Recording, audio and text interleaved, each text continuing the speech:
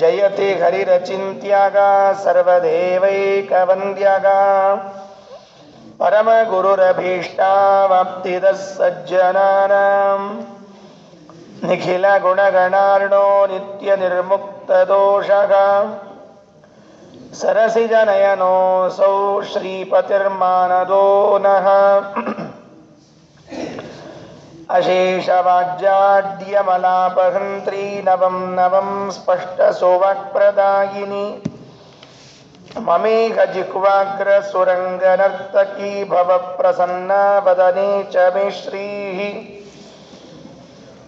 ವ್ಯಾಪ್ತಿರ್ಯಸ್ಯ ನಿಜೇ ನಿಜೇನ ಮಹಸಾ ಪಕ್ಷೇ ಸಪಕ್ಷೇ ಸ್ಥಿತಿಃ ವ್ಯಾವೃತ್ತಿಶ್ಚ ವಿಪಕ್ಷತೋಥ ವಿಷಯೇ ಸಕ್ತಿರ್ನ Y ಬಾಧಿತೆ ನೈವಾಸ್ತಿ ಪ್ರತಿಪಕ್ಷಯುಕ್ತಿರತುಲಂ ಶುದ್ಧಂ ಪ್ರಮಾಣಂ ಸಮೇ ಭೂಯಾತ್ ತತ್ವವಿನಿರ್ಣಯಾಯ ಭಗವಾನ್ ಆನಂದತೀರ್ಥೋ ಮುನಿಃ ವಾಣಿತೆ ಕರವಾಣ್ಯಂಬ ಚರಣೋ ಹೃದಿ ಸರ್ವದಾ ಮದ್ವಾಕ್ಯ ಸರಣಿರ್ಭೂಯಾತ್ ಶ್ರೀಮದಾಚಾರ್ಯ ಭಾವಗ ನಮೋಸ್ತು ತಾತ್ವಿಕಾ ದೇವಾಘ ವಿಷ್ಣುಭಕ್ತಿಪರಾಯಣಾಘ ಧರ್ಮಮಾರ್ಗೇ ಪ್ರೇರಯಂತು ಭವಂತಃ ಸರ್ವ ಏವ ಹಿ ಯಸ್ಯ ವಾಕ್ ಕಾಮಧೇನುರ್ನಃ ಕಾಮಿತಾರ್ಥಾನ್ ಪ್ರಯಚ್ಛತಿ ಸೇವೇತಂ ಜಯ ಯೋಗೀಂದ್ರಂ ಕಾಮಬಾಣಚ್ಛಿದಂ ಸದಾ ಅಸ್ಮದ್ಗುರುಸಮಾರಂಭಾಂ ಟೀಕಾಕೃತ್ಪಾದಮಧ್ಯಗಾಂ ಶ್ರೀಮದಾಚಾರ್ಯಪರ್ಯಂತಾಂ ವಂದೇ ಗುರುಪರಂಪರಾಂ ಪೃಥ್ವೀಮಂಡಲಮಧ್ಯಸ್ಥಾಃ ಪೂರ್ಣಬೋಧಮತಾನುಗಾಃ ವೈಷ್ಣವಾ ವಿಷ್ಣುಹೃದಯಾಃ ತಾನ್ ನಮಸ್ಸೇ ಗುರೂನ್ ಮಮ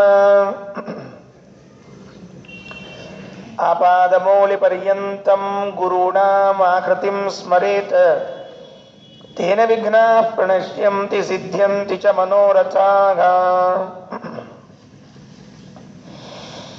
ಓಷ್ಠಾಪಿಧಾನಾನಕುಲೀದಂತೈಃ ಪರಿವೃತಾಪವಿಃ ಸರ್ವಸ್ಯೈವಾಚ ಈಶಾನಾ ಚಾರುಮಾಮಿಹ ವಾದಯೇತ್ ಕಾಂತಾಯ ಕಲ್ಯಾಣಗುಣೈಕಧಾಮ್ನೇ ನವದ್ಯುನಾಥ ಪ್ರತಿಮಪ್ರಭಾಯ ನಾರಾಯಣಾಯ ಕಿಲ ಕಾರಣಾಯ ಶ್ರೀಪ್ರಾಣನಾಥಾಯ ನಮಸ್ಕರೋಮಿ ಸಾಂಗವೇದ ಚತುರಾ ಇತಿಹಾಸೇ ಶಿಕ್ಷಿತಾಸ್ಸು ಬಹವೋಪ್ಯತಿಧೃಷ್ಟಾಃ ನೈತದೀರಿತಮಹೋ ಜಗೃಹಸ್ಥೆ ವಿಶ್ವಸಂಕ್ಷಯಪಯೋಂಧುಗಣಾವಾ ಸ್ವಸ್ತಿಯಸ್ತು. ಒಂದು ಸಭೆಯಲ್ಲಿ ಆಚಾರ್ಯರಿಗೆ ಐತರೇಯದ ಒಂದು ಸೂಕ್ತವನ್ನು ಹೇಳಿ ಇದರ ಅರ್ಥವನ್ನು ತಿಳಿಸಬೇಕು ಅಂತ ಪ್ರಾರ್ಥನೆ ಮಾಡಿಕೊಂಡರು ಅಲ್ಲಿರುವಂತಹ ಪಂಡಿತರು. ಆಚಾರ್ಯರು ಮೊದಲದನ್ನು ಉಚ್ಚಾರಣೆ ಮಾಡಿದ್ರಂತ. ಹೇಗೆ ವೇದಗಳನ್ನು ಹೇಳಬೇಕು ಅಂತನ್ನುವುದನ್ನು ಅವರ ಉಚ್ಚಾರಣೆಯಿಂದ ಕಲಿಬೇಕಾಗ್ತಿತ್ತಂತೆ ಕೆಲವರಿಗೆಲ್ಲರಿಗೂ ಕೂಡ. ವರ್ಣ ಸೌಷ್ಠವ ಗರಿಷ್ಠ ಮತೂರ್ಣಂ ತುಲ್ಯ ಮಾತ್ರ ಮತಿ ಮಾತ್ರ ಸುಲಕ್ಷ್ಮ.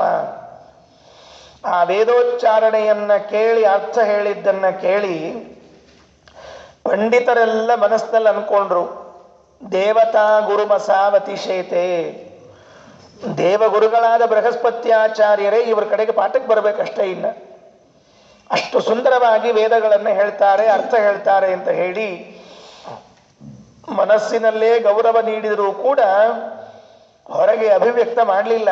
ಸೋಲು ಒಪ್ಪಿಕೊಳ್ಬಾರ್ದು ಅಂತ ಮನಸ್ಸಿನಲ್ಲಿ ಇತ್ತು. ಅದಕ್ಕೆ ಇದರ್ಥ ಅಲ್ಲ ವೇದದ್ದು, ಇನ್ನೊಂದು ಅಂತ ಅರ್ಥ ಹೇಳಿದರು. ಆಗ ಆಚಾರ್ಯರು ಅದು ಅರ್ಥ ಹೌದು ಇದು ಹೌದು ಅಂತ ಹೇಳಿದರು. ಪಂಡಿತರಿಗೆಲ್ಲ ಆಶ್ಚರ್ಯ. ವೇದಕ್ಕೆ ಒಂದು ಅರ್ಥ ಇರ್ತದೆ, ಎರಡೆರಡು ಅರ್ಥ ಎಲ್ಲಿಂದ ತಂದ್ರಿ ಇವರು ಅಂದರೆ ಆಚಾರ್ಯರು ವೇದಕ್ಕೆ 3 ಅರ್ಥ ಇದೆ ಎಂದರು. ಮಹಾಭಾರತಕ್ಕೆ 10 ಅರ್ಥ ಇದೆ. ವಿಷ್ಣು ಸಹಸ್ರನಾಮಕ್ಕೆ ಒಂದೊಂದು ನಾಮಕ್ಕೆ 100 ಅರ್ಥ ಇದೆ ಎಂದರು. ಹಾಗೆ ಅರ್ಥ ಹೇಳಿದ್ದು ಕೇಳಿ ಅವರಿಗೇನಿಸ್ತು ಅಂದರೆ ಇವರು ಪರೀಕ್ಷೆ ಮಾಡೋಣ ಅಂತ ಅನ್ನಿಸ್ತು. ಹಾಗಾದರೆ ಒಂದು ವಿಷ್ಣು ಸಹಸ್ರನಾಮದ 100 ಅರ್ಥ ಹೇಳಿಬಿಡ್ರಿ. ಕೇಳಿ ಕರ್ಣವನ್ನು ಪವಿತ್ರಗೊಳಿಸ್ಕೊಳ್ತೀವಿ ಎಂದರು. ಆಚಾರ್ಯರು ನಾನು ಹೇಳ್ತೇನೆ, ಹೇಳಿದ್ದನ್ನೆಲ್ಲ ನೀವು ಒಪ್ಪಿಸ್ಬೇಕು ಅಂತ ಕರಾರು ಹಾಕಿದ್ರಂತ. ಓಹೋ ಅಂದ್ರು. ಆಚಾರ್ಯರು 50 ಅರ್ಥ ಹೇಳಿದ್ರಂತಿನ್ನು. ಯಾವದರ್ಥ ಶತಕಂ ನವಿಶಂಕಃ ಸಂತತೋಕ್ತಿ ಕೃತ ಪೂರಯದೇಶ ವರ್ಣಿತ ಅವಧೃತಿ ದುರ್ಬಲ ಚಿತ್ತಾಹ ತಾವದ ಆಕುಲ ಹೃದೋ ಅಭವಂಸ್ತೆ. ಅವರೆಲ್ಲ ಇಷ್ಟು ಭಯಪಟ್ಟರು ಅಂದರೆ ಇಷ್ಟರ್ಥ ನಾವು ನೆನಪಿಟ್ಟುಕೊಳ್ಳಿಕ್ಕೆ ಸಾಧ್ಯ ಇಲ್ಲ. 16 ಜನ ವಿದ್ವಾಂಸರು ಸೇರಿಯೂ ಕೂಡ ಆನಂದ ತೀರ್ಥರ ಮುಖದಿಂದ ಹೊರಹೊಮ್ಮಿದ ಅರ್ಥಗಳನ್ನು ಬುದ್ಧಿಸ್ಥ ಮಾಡಿಕೊಳ್ಳಿಕ್ಕಾಗಲಿಲ್ಲ. ಏನೋ ಅಜ್ಞಾನಿಗಳಿದ್ರ ಬುದ್ಧಿಸ್ಥ ಮಾಡಿಕೊಳ್ಳಿಕ್ಕಾಗಲಿಲ್ಲ ಅಂತ ಕೇಳಿದ್ರೆ 9ನೇ ಶ್ಲೋಕದಲ್ಲಿ ಹೇಳುವಾಗ ಸಾಂಗವೇದ ಚತುರಾಹ ಇತಿಹಾಸೇ ಶಿಕ್ಷಿತಾಹ. ಇತಿಹಾಸವನ್ನ ಚೆನ್ನಾಗಿ ಅಭ್ಯಾಸ ಮಾಡಿದ್ರು. ಮಹಾಭಾರತವನ್ನ ಅಭ್ಯಾಸ ಮಾಡೋದ್ರಲ್ಲಿ ಯಾವ ಕಮ್ಮಿನೂ ಮಾಡಿಕೊಂಡಿರಲಿಲ್ಲ. ಇತಿಹಾಸ ಅಧ್ಯಯನ ಮಾಡುವಾಗ ಜವಾಬ್ದಾರಿ ಜಾಸ್ತಿ ಆಗ್ತದಂತ. ಇದ್ದ ಗ್ರಂಥಗಳನ್ನು ಓದೋದಕ್ಕಿಂತಲೂ ಇತಿಹಾಸವನ್ನು ಓದೋದು ಜವಾಬ್ದಾರಿ ಜಾಸ್ತಿ. ಇತಿಹಾಸೇ ಶಿಕ್ಷಿತಾಹ, ಒಳ್ಳೆ ಇತಿಹಾಸವನ್ನ ಅಧ್ಯಯನ ಮಾಡಿ ಸಾಂಗವೇದ ಚತುರಾಹ, ಷಡಂಗ ಸಹಿತವಾದ ವೇದಾಧ್ಯಯನ ಮಾಡಿದವರು. ನಮ್ಮಲ್ಲಿ ಇತಿಹಾಸ ಇತಿಹಾಸ ಅಂದರೆ ಯಾವುದನ್ನು ಇತಿಹಾಸ ಅನ್ನಬೇಕು, ಯಾವುದನ್ನು ಪುರಾಣ ಅನ್ನಬೇಕು ಅಂತ ಎಷ್ಟೋ ಜನರಿಗೆ ಅದರ ವ್ಯತ್ಯಾಸವೇ ಗೊತ್ತಿರೋದಿಲ್ಲ. ಯಾಕೆ ಅಂದರೆ ಇತ್ತೀಚಿನ ದಿನಗಳಲ್ಲಿ ಅದೊಂದು ಪ್ರತ್ಯೇಕ ಅಭ್ಯಾಸದ ಕೇಂದ್ರವಾಗಿ ಉಳಿಲಿಲ್ಲ, ಅದೊಂದು ಭಾಗವಾಗಿ ಉಳಿಲಿಲ್ಲ ನಮ್ಮಲ್ಲಿ. ಇತಿಹಾಸ ಮತ್ತು ಪುರಾಣಗಳಲ್ಲಿ ವ್ಯತ್ಯಾಸ ಇದೆ. ಮಹಾಭಾರತ ರಾಮಾಯಣಗಳು ಇತಿಹಾಸ, ಭಾಗವತಾದಿ 18 ಪುರಾಣ. ಮಹಾಭಾರತವನ್ನ ಪುರಾಣ ಅನ್ನಬಾರದು, ಭಾಗವತವನ್ನ ಇತಿಹಾಸ ಅನ್ನಬಾರದು. ಇದು ನಾವು ವ್ಯವಸ್ಥಿತವಾಗಿ ತಿಳ್ಕೊಂಡಿರಬೇಕು. ಮಹಾಭಾರತ ಮತ್ತು ಮೂಲ ರಾಮಾಯಣಗಳೇನಿವೆ ಅಥವಾ ವಾಲ್ಮೀಕಿಯ ರಾಮಾಯಣ ಅಂತ ಏನು ನಾವು ಹೇಳ್ತೀವಿ, ಇದೆಲ್ಲವೂ ಇತಿಹಾಸದ ಸಾಲಲ್ಲಿ ಸೇರೋದು. ಇನ್ನು ಪುರಾಣಗಳು ಅಂತೇನಂತೀವಿ, ಭಾಗವತ, ಸ್ಕಂದ ಪುರಾಣ, ಗರುಡ ಪುರಾಣ, ಈ ವಿಷ್ಣು ಪುರಾಣ, ಇವು 18 ಪುರಾಣಗಳು ಅಂತ ಕರೀಬೇಕು. ಷಡಂಗಗಳಿಂದ ಸಹಿತವಾಗಿ ವೇದಾಧ್ಯಯನವನ್ನ ಮಾಡಿದ ಆ ವಿದ್ವಾಂಸರು ಇತಿಹಾಸವನ್ನ ಚೆನ್ನಾಗಿ ಕಲ್ತಿದ್ರು ಕೂಡ ವಾಕ್ಯಾರ್ಥ ಮಾಡುವುದರಲ್ಲಿ ಭಾರಿ ಕುಶಲರು. ಒಬ್ಬರಲ್ಲ ಇಬ್ಬರಲ್ಲ, ಸುಬಹವಃ ಅತಿ ಧೃಷ್ಟಾಹ, ಭಾರಿ ದಿಟ್ಟರು. ಧೈರ್ಯದಿಂದ ಎಲ್ಲಾ ಸಭೆಗಳಲ್ಲಿ ನುಗ್ಗಿ ವಾಕ್ಯಾರ್ಥ ಮಾಡಿ ಬರುವಂಥವರಾದರೂ ಕೂಡ ಆಚಾರ್ಯರು ಹೇಳಿದ ಈ 100 ಅರ್ಥಗಳ ವಿಷಯವನ್ನ ತಮ್ಮ ಬುದ್ಧಿಯಲ್ಲಿ ಇಟ್ಕೊಳ್ಳಿಕ್ಕೆ ಆಗಲಿಲ್ಲ. ಅದಕ್ಕೊಂದು ದೃಷ್ಟಾಂತ ಕೊಡ್ತಾರೆ. ಅಂಧುಗಣ ಬಾ ಅಂತ ಕೊಟ್ಟಿದ್ದಾರೆ. ಪುಸ್ತಕ ನೋಡ್ಕೊಳ್ರಿ ಎಲ್ಲರೂ ಕೂಡ. ಅಂಧುಗಣ, ಅಂಧುಗಣ ಅಂದ್ರೆ ಸಂಸ್ಕೃತದಲ್ಲಿ ಬಾವಿ. ಬಾವಿಗೆ ಅಂಧುಗಣ ಅಂತ ಕರೀತಾರೆ. ಒಂದಲ್ಲ, ಅಂಧುಗಣ ಅಂದ್ರೆ ಬಾವಿಯ ಗುಂಪು. ಅಂಧು ಅಂದ್ರೆ ಬಾವಿ, ಅಂಧುಗಣ ಅಂದ್ರೆ ಬಾವಿ ಗುಂಪು. 100 ಬಾವಿಗಳು, 1000 ಬಾವಿಗಳು ಸೇರಿದರೂ ಕೂಡ ಏನ್ ಮಾಡ್ಲಿಕ್ಕೆ ಸಾಧ್ಯ ಇಲ್ಲ ಅಂದ್ರೆ ಪ್ರಳಯ ಕಾಲದಲ್ಲಿ ಬಂದ ನೀರಿರ್ತದಲ್ಲ, ಅದನ್ನು ತುಂಬಿಸ್ಕೊಳ್ಳಿಕ್ಕೆ ಆಗೋದಿಲ್ಲ. ಅದಕ್ಕೆ ಆಗ್ತದ? ಪ್ರಳಯ ಕಾಲದ ನೀರು ಹೇಗಿರ್ತದೆ ಅಂತ ಅನ್ನೋದು ನಿಮಗೆ ಸ್ಯಾಂಪಲ್ ಬೇಕಾಗಿದ್ರೆ, ಸುನಾಮಿ ಬರ್ತಿರ್ತದಲ್ಲ, ಅದು ಅದರ ಒಂದಂಶ ಅಂತ ತಿಳ್ಕೊಂಡ್ರೆ ಸಾಕ್ಬೇಕಾದ. ಒಂದಂಶನೂ ಅಲ್ಲ, ಸುಮ್ಮನೆ ತಿಳ್ಕೊಳ್ಳಿಕ್ಕೆ ಹೇಳ್ತಾ ಇದ್ದೀನಿ. ಸುನಾಮಿ ಬಂದದ್ದಿರ್ತದಲ್ಲ, ಇದು ಪ್ರಳಯ ಕಾಲದಲ್ಲಿ ಬರುವ ನೀರಿನ ಲಕ್ಷಾಂತರ ಭಾಗದಲ್ಲಿನ ಒಂದು ಭಾಗ ಅಷ್ಟೆ. ಕಾರುಗಳು ಹೋಗ್ತವೆ, ಬಿಲ್ಡಿಂಗ್ಗಳು ಮುಳುಗಿ ಹೋಗ್ತವೆ, ತೇಲ್ಕೊಂಡು ಹೋಗ್ತವೆ, ಊರುಗಳೇ ಮುಳುಗಿ ಹೋಗ್ಬಿಡ್ತದೆ. ಇಂಥದ್ದು ಸುನಾಮಿ.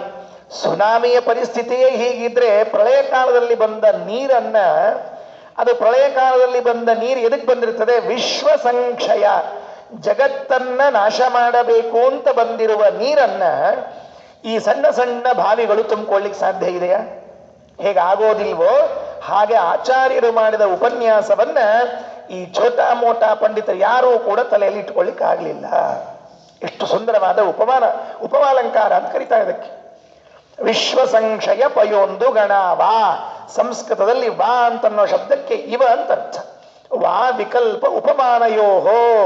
ವಾ ಅಂದ್ರೆ ಅದರಂತೆ ಒಂದರ್ಥ ಇದೆ. ವಾ ಅಂದ್ರೆ ಅಥವಾ ಅಂತ ಒಂದರ್ಥ, ಅಥವಾ ವಾ ಅಂದ್ರೆ ಅದರಂತೆ. ಪ್ರಳಯ ಕಾಲದಲ್ಲಿ ಬರುವ ಮಳೆಯ ನೀರನ್ನು ಹೇಗೆ ಸಣ್ಣ ಸಣ್ಣ ಬಾವಿಗಳು ಹಿಡಿದಿಟ್ಕೊಳ್ಳಿಕ್ಕೆ ಸಾಧ್ಯವಿಲ್ವೋ, ಅದರಂತೆ ಆನಂದ ತೀರ್ಥ ಭಗವತ್ಪಾದರು ಮಾಡಿದ ಉಪನ್ಯಾಸದ ವಿಷಯವನ್ನ ಈ ಸಣ್ಣ ಸಣ್ಣ ಬುದ್ಧಿಗಳಾದ ಪಂಡಿತರು ಹಿಡಿದಿಟ್ಕೊಳ್ಳಿಲ್ಲ. ಆಗೋದಿಲ್ಲ. ಸರ್ವಮೂಲ ಗ್ರಂಥಗಳು ಅದು ಬಿಟ್ಬಿಡ್ರಿ, ಅವತ್ತು ಉಪನ್ಯಾಸ ಮಾಡಿದ್ದನ್ನೆಲ್ಲ ಬಹಳ ದೊಡ್ಡ ವಿಚಾರ. ಸರ್ವಮೂಲ ಗ್ರಂಥಗಳು ಅಂತೇನು ಆಚಾರ್ಯರಿಂದ ರಚಿತವಾದದ್ದು ಅಂತ ಹೇಳ್ತೀವಿ. ಈ ಗ್ರಂಥಗಳನ್ನೇ ನಾವು 1 ಬಾರಿ 2 ಬಾರಿ ಅಧ್ಯಯನ ಮಾಡಿದ್ರೆ ಬುದ್ಧಿಯಲ್ಲಿ ಉಳಿಯೋದಿಲ್ಲ. 100 ಬಾರಿ ಅಧ್ಯಯನ ಮಾಡಿದಾಗ ಮಾತ್ರ ಏನೋ ಅಲ್ಲೋ ಇಲ್ಲೋ 1-2 ಅಂಶ ಉಳಿದಿರ್ತದಷ್ಟೇ. ಈಗ ಇದ್ದದ್ದು ಅವತ್ತು ಎದುರಿನಲ್ಲೇ ಕುಳಿತುಕೊಂಡು ಕೇಳುವ ಯೋಗ್ಯತೆ ಇದ್ದದ್ದು ಅಲ್ಲವೇ ಅಲ್ಲ. ಹಾಗಿದ್ದಾಗ ಆಚಾರ್ಯರ ಮುಂದೆ ಪ್ರತಿಸ್ಪರ್ಧಿಗಳಾಗಿ ನಿಲ್ಲುವುದು ಅದು ಅಸಂಭಾವಿತ. ಸಾಂಗವೇದ ಚತುರ ಇತಿಹಾಸೆ ಶಿಕ್ಷಿತಾ ಸುಭಗವೋಪ್ಯತಿಧೃಷ್ಟಾ ನೈತರೀರಿತ ಮಹೋಜ ಗೃಹಸ್ಥೆ ವಿಶ್ವ ಸಂಶಯ ಪಯೋಂದು ಗಣಾಭ. ಏನ್ ಮಾಡಿದರು? ಸೋಲು ಒಪ್ಕೊಂಡ್ರು. ಎದ್ದು ನಿಂತ್ರು, ಎಲ್ಲ ಪಂಡಿತರು ಎದ್ದು ನಿಂತ್ಕೊಂಡ್ರು, ಕೈ ಜೋಡಿಸಿ ತಲೆಬಾಗಿಸಿ ಆಚಾರ್ಯರ ಪಾದಕ್ಕೆ ತಮ್ಮ ಹಣೆಯನ್ನು ಮುಟ್ಟಿಸಿ ಪ್ರಾರ್ಥನೆ ಮಾಡಿಕೊಂಡ್ರಂತೆ. ಇದು ಸಜ್ಜೀವಿಗಳ ಲಕ್ಷಣ. ನಾವು ಸೋತೀವಿ ಅಂತಂದಾಗ ಅವರಿಗೆ ಶರಣಾಗ್ತೀವಲ್ಲ, ಇದು ದೊಡ್ಡ ಗುಣ. ಇದು ಸೋತರೂ ಕೂಡ ಸೋತಿಲ್ಲ ಅಂತ ಹೇಳಿ ದುರ್ಯೋಧನಂತೆ ಇರಬಾರ್ದು. ಅದೆಲ್ಲ ದುರ್ಯೋಧನ ಸ್ವಭಾವ. ಅದೆಲ್ಲ ಎಷ್ಟು ಬಾರಿ ಭೀಮ ಅವನನ್ನು ರಕ್ಷಣೆ ಮಾಡಿದರೂ ಕೂಡ ಅವನೇ ರಕ್ಷಣೆ ಮಾಡಿದ್ದು. ನಾನು ರಾಜ ಇದ್ದೀನಿ, ತನ್ನ ಕೆಲಸ ತಾನು ಮಾಡಿದ್ದಾನೆ ಅಂತ ಹೇಳ್ಕೊಂಡು ಬರ್ತಿದ್ದಂತೆ. ಇಂಥ ಮೂರ್ಖ ಮಂಡಳಿ ಇತ್ತು. ಹೇಳಬಾರ್ದು. ನಮಗೆ ತಪ್ಪಾಗಿದ್ರೆ, ನಮ್ಗೆ ಹೇಳೋದು ತಿಳಿದಿದ್ದಿಲ್ಲ ಅಂದರೆ ನಾವು ಶರಣಾಗ್ಬೇಕಿಲ್ಲ. ನನಗೆ ಗೊತ್ತಿರಲಿಲ್ಲ, ನೀವು ಹೇಳಿದಿರಿ, ಸಂತೋಷ ಅಂತ ಹೇಳಿದರೆ ಇದು ಸಾತ್ವಿಕರ ಲಕ್ಷಣ. ಅದು ಅವರು ಎದ್ದು ನಿಂತು ಕೈ ಜೋಡಿಸಿಕೊಂಡು ಪ್ರಾರ್ಥನೆ ಮಾಡಿಕೊಂಡ್ರಂತೆ. ಏನು ಪ್ರಾರ್ಥನೆ ಮಾಡಿರಬಹುದು ಆಚಾರ್ಯರ ಬಳಿಗೆ? ದೇವತಾ ಸ್ವಸುಲಭ ಪ್ರತಿಭಾತೆ ಮಾನುಷೇಷು ಚಪಲೇಷು ಕಥಾಕ ಕ್ಷಾಮ್ಯ ಸೌಮ್ಯ ಸಕಲಜ್ಞ ನಮಸ್ತೆ ತೇ ಬ್ರುವಂತ ಇತಿ ತಂ ಕಿಲ ನೇಮುಹೋ. ಸ್ವಾಮಿ, ನಿಮ್ಮ ಪ್ರತಿಭೆಯ ಮುಂದೆ ನಾವೆಲ್ಲ ಎಷ್ಟರವರು? ನಿಮ್ಮಂತೆ ಪ್ರತಿಭಾವಂತರನ್ನ ಹುಡುಕ್ಲಿಕ್ಕೆ ಹೊರಟ್ರೆ ದೇವತಾಸು ಅಸುಲಭ ಪ್ರತಿಭಾ. ದೇವತೆಗಳ ಸಮೂಹದಲ್ಲಿ ಹುಡುಕ್ಲಿಕ್ಕೆ ಹೊರಟ್ರೆ ನಿಮ್ಮನ್ನ ಯಾರಾದರೂ ಇಟ್ಕೊಂಡು, ಆನಂದ ತೀರ್ಥ ಭಗವತ್ಪಾದರಿದ್ದಾರಲ್ಲ, ಇವರಂತೆ ಬುದ್ಧಿವಂತರಾದವರು ಯಾರಾದರೂ ಇದ್ದಾರಾ ಅಂತ ಹೇಳಿ ಗರುಡಶೇಷ ರುದ್ರದೇವರಿಂದ ಪ್ರಾರಂಭ ಮಾಡಿಕೊಂಡು ಹೀಗೆ ಪುಷ್ಕರಾಂತ ದೇವತೆಗಳವರೆಗೆ ಹುಡುಕಿದರೂ ಕೂಡ ಅಸುಲಭ ಸಿಗೋದಿಲ್ಲ. ದೇವತಾ ಸ್ವಸುಲಭ ಪ್ರತಿಭಾತೆ. ಎಷ್ಟು ಸುಲಭವಾದ ಶ್ಲೋಕ. ನಾರಾಯಣ ಪಂಡಿತಾಚಾರ್ಯ ಸಂಸ್ಕೃತ ಎಷ್ಟು ಸುಲಭ ನಮಗೆ ಅರ್ಥ ಮಾಡಿಸ್ತದೆ.